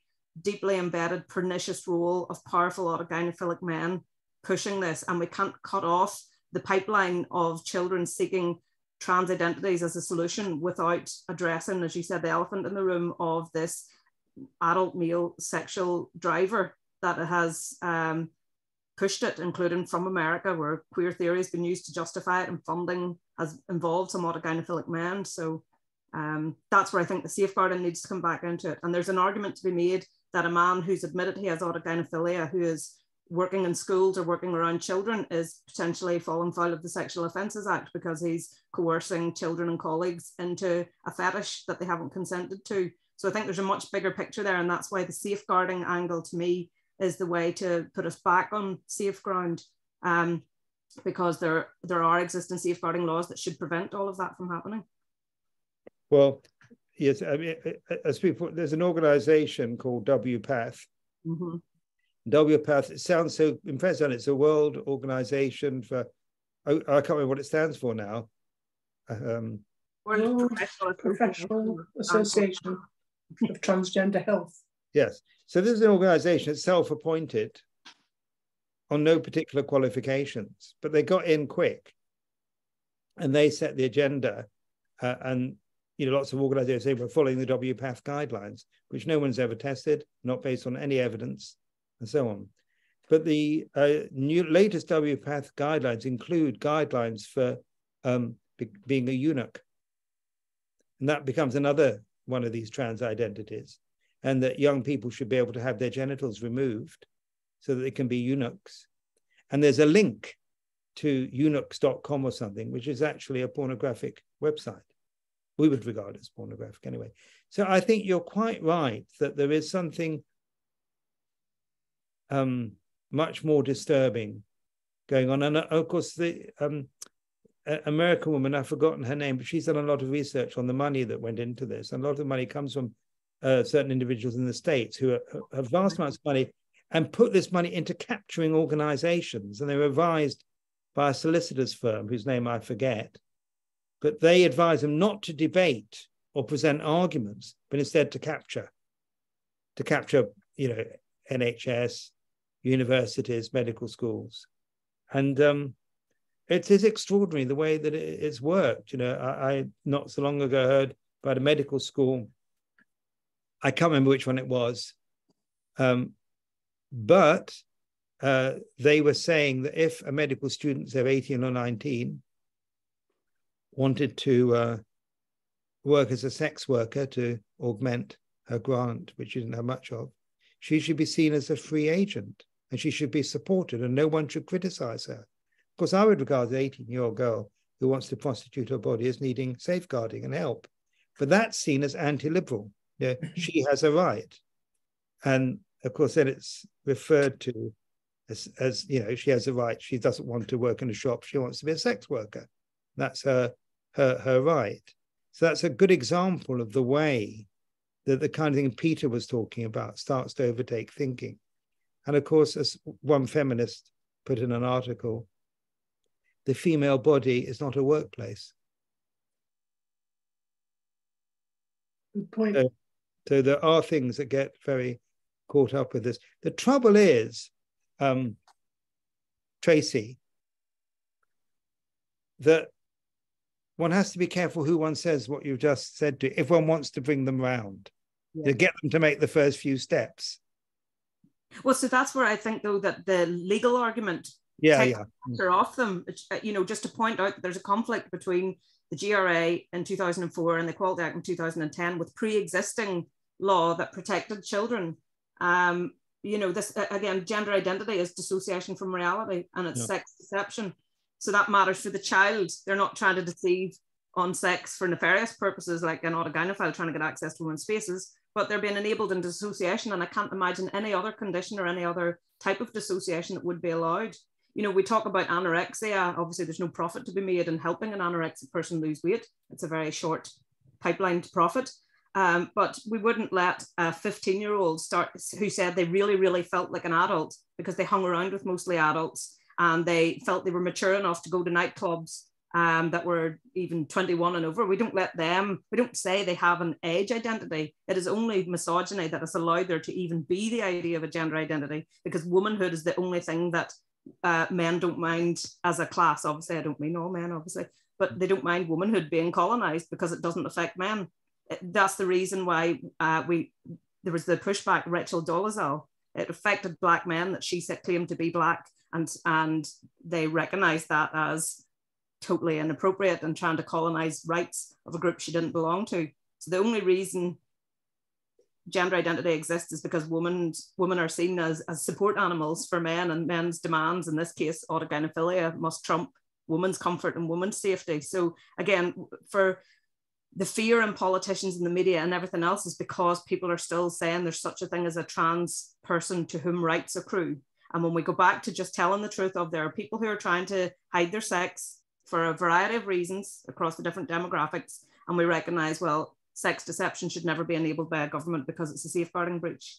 That, I think, is the surest ground where it's like, because politicians can frame it in any way they can, but it's an unalienable truth that there is an existing safeguarding framework that has been breached by putting gender identity in law. So the question becomes which politicians are going to be brave enough to put it through. And maybe it's the fact that it was David Lammy and co who brought it all in the first place. Maybe some parties will try to make hay of that. But I think we need to stop pretending that there is a conflict of rights when really there was a destruction of safeguarding that needs to be undone.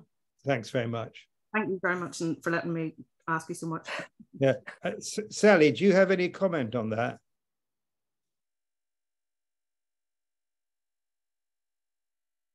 Can't hear you. You need to. Yeah, no. Great. No, sorry, I missed that. I had to sort the cats out. Okay, not to worry. Well, I mean, I was very distressed recently to read about male breastfeeding. I think many of us were.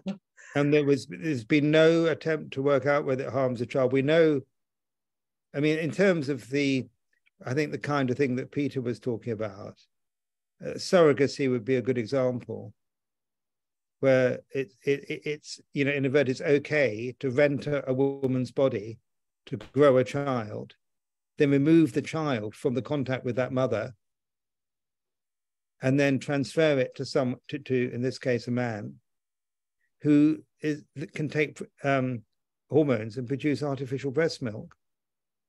And for example, none of the antibodies or the other essential things that an infant needs. But it's hard not to see that as deeply perverse. But again, it's as if to challenge it, it's seen as a human right argument for some reason, rather than just facing certain kinds of reality. Last one, I think. Are there any more questions? Because I think we're... Sue has her hand up. Oh, fire away then. Okay, well, this human rights thing, we're obviously going to have to discuss this in a separate session.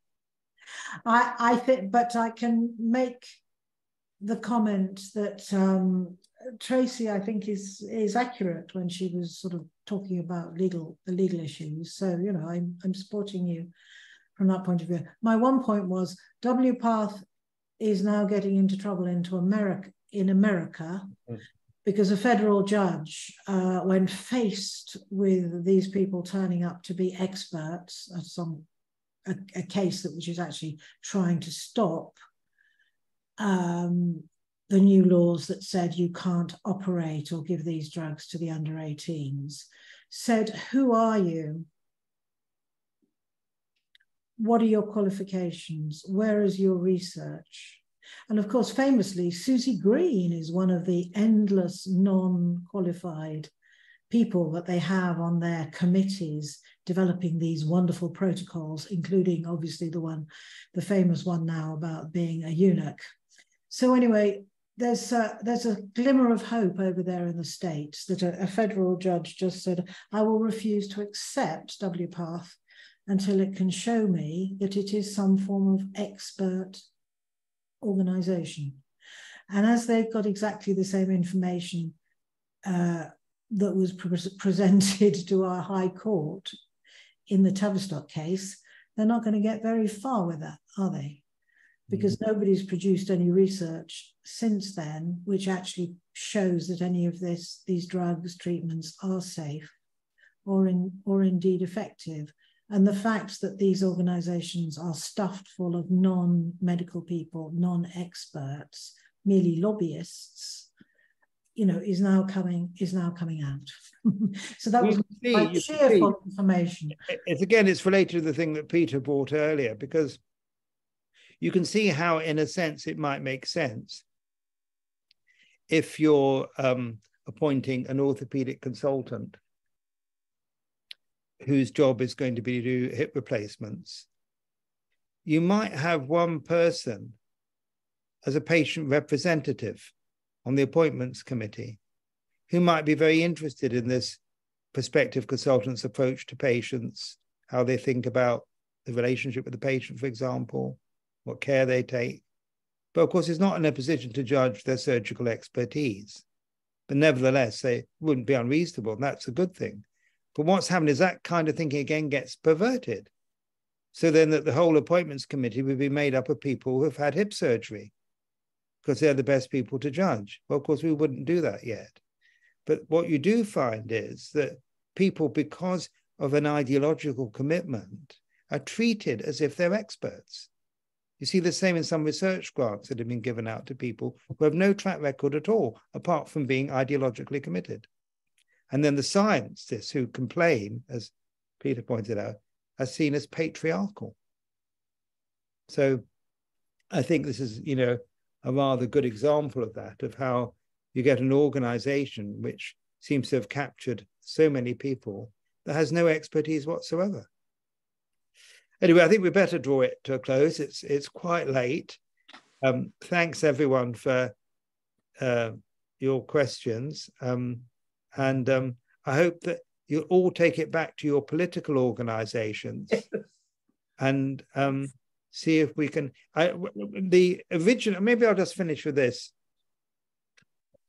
I mean, first of all, just one bit of information. The thing that I said about Hans Eysenck, and I gave the model of amputation. In fact, when I gave that paper some years back, I was informed that in America, there is a condition, I've forgotten what it's called, but it's like a body dysmorphia. And you can go to an orthopedic surgeon and you can have your arm or leg removed, providing you sign a letter, of course, to say you won't sue him later. And surgeons will do it. So even that's a bit outdated. But the last thing I wanted to say was this, and I think it relates to quite a lot of the things that people have raised, is that a version of my paper was, the main paper I've written is called First Do No Harm, but another version of it had a different title, and that was Do Not Adjust Your Set. And that came again from the 60s, really, because in those very old days, who some of us may be old enough to remember, if your television went wrong, so you got wavy lines, you'd turn a thing called the vertical hold. That's a switch on a knob on it. But if there was something, before you did that, you might get a message from the broadcaster to say, do not adjust your set. There's something wrong with the signal. So just wait, because the signal needs to be adjusted.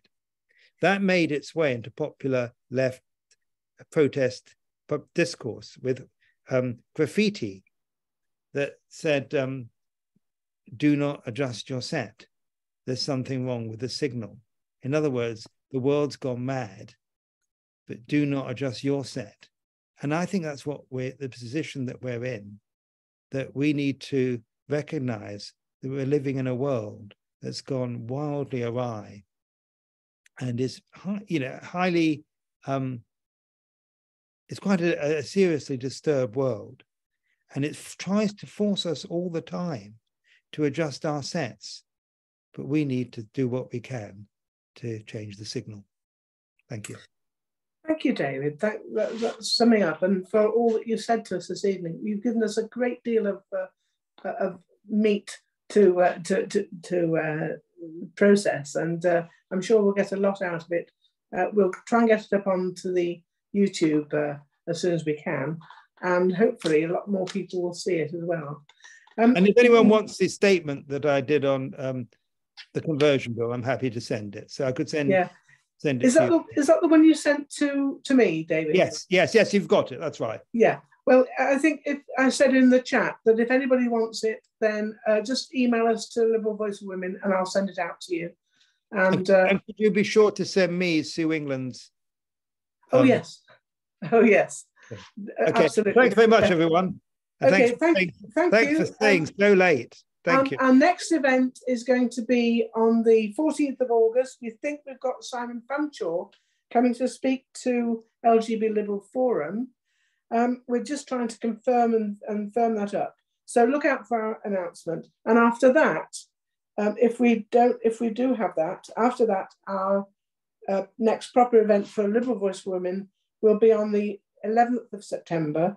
And Kara Dansky will be talking to us about her book, The Abolition of Sex, and also her new forthcoming book, The Reckoning. So do look out for our announcements or sign up to our website anyway. A lot of you have already done, liberalvoiceforwomen.org, and we'll send you the invitation as soon as it comes out. We also want to hear from you with any policy-related issues or problems that you want us to raise. Thanks to Rachel, our technical staff, who's put a lot of the links in the chat. and the organiser of our Ticket Tailor Zoom meetings. Thanks to all of you for being part of a gripping event. And most of all to our speaker tonight, Dr. David Bell. Just one shout out for the people who have been mentioned in Hannah Barnes's book. People like Dr. Matt Bristow, Dr. Anna Hutchinson, Anastasis Biliadis, Dr. Melissa Midgen, Dr. Kirsty Entwistle, and Dr. Natasha Prescott, and others who were very brave staff members in voicing their concerns. As you said to us earlier, between a quarter and a third of the staff at GIDS at the time. So thanks to you all. Thank you, David. You've been really, really interesting. And thanks to all the audience for their excellent questions. See you again soon, I hope. Alison, can I just ask something? Yes.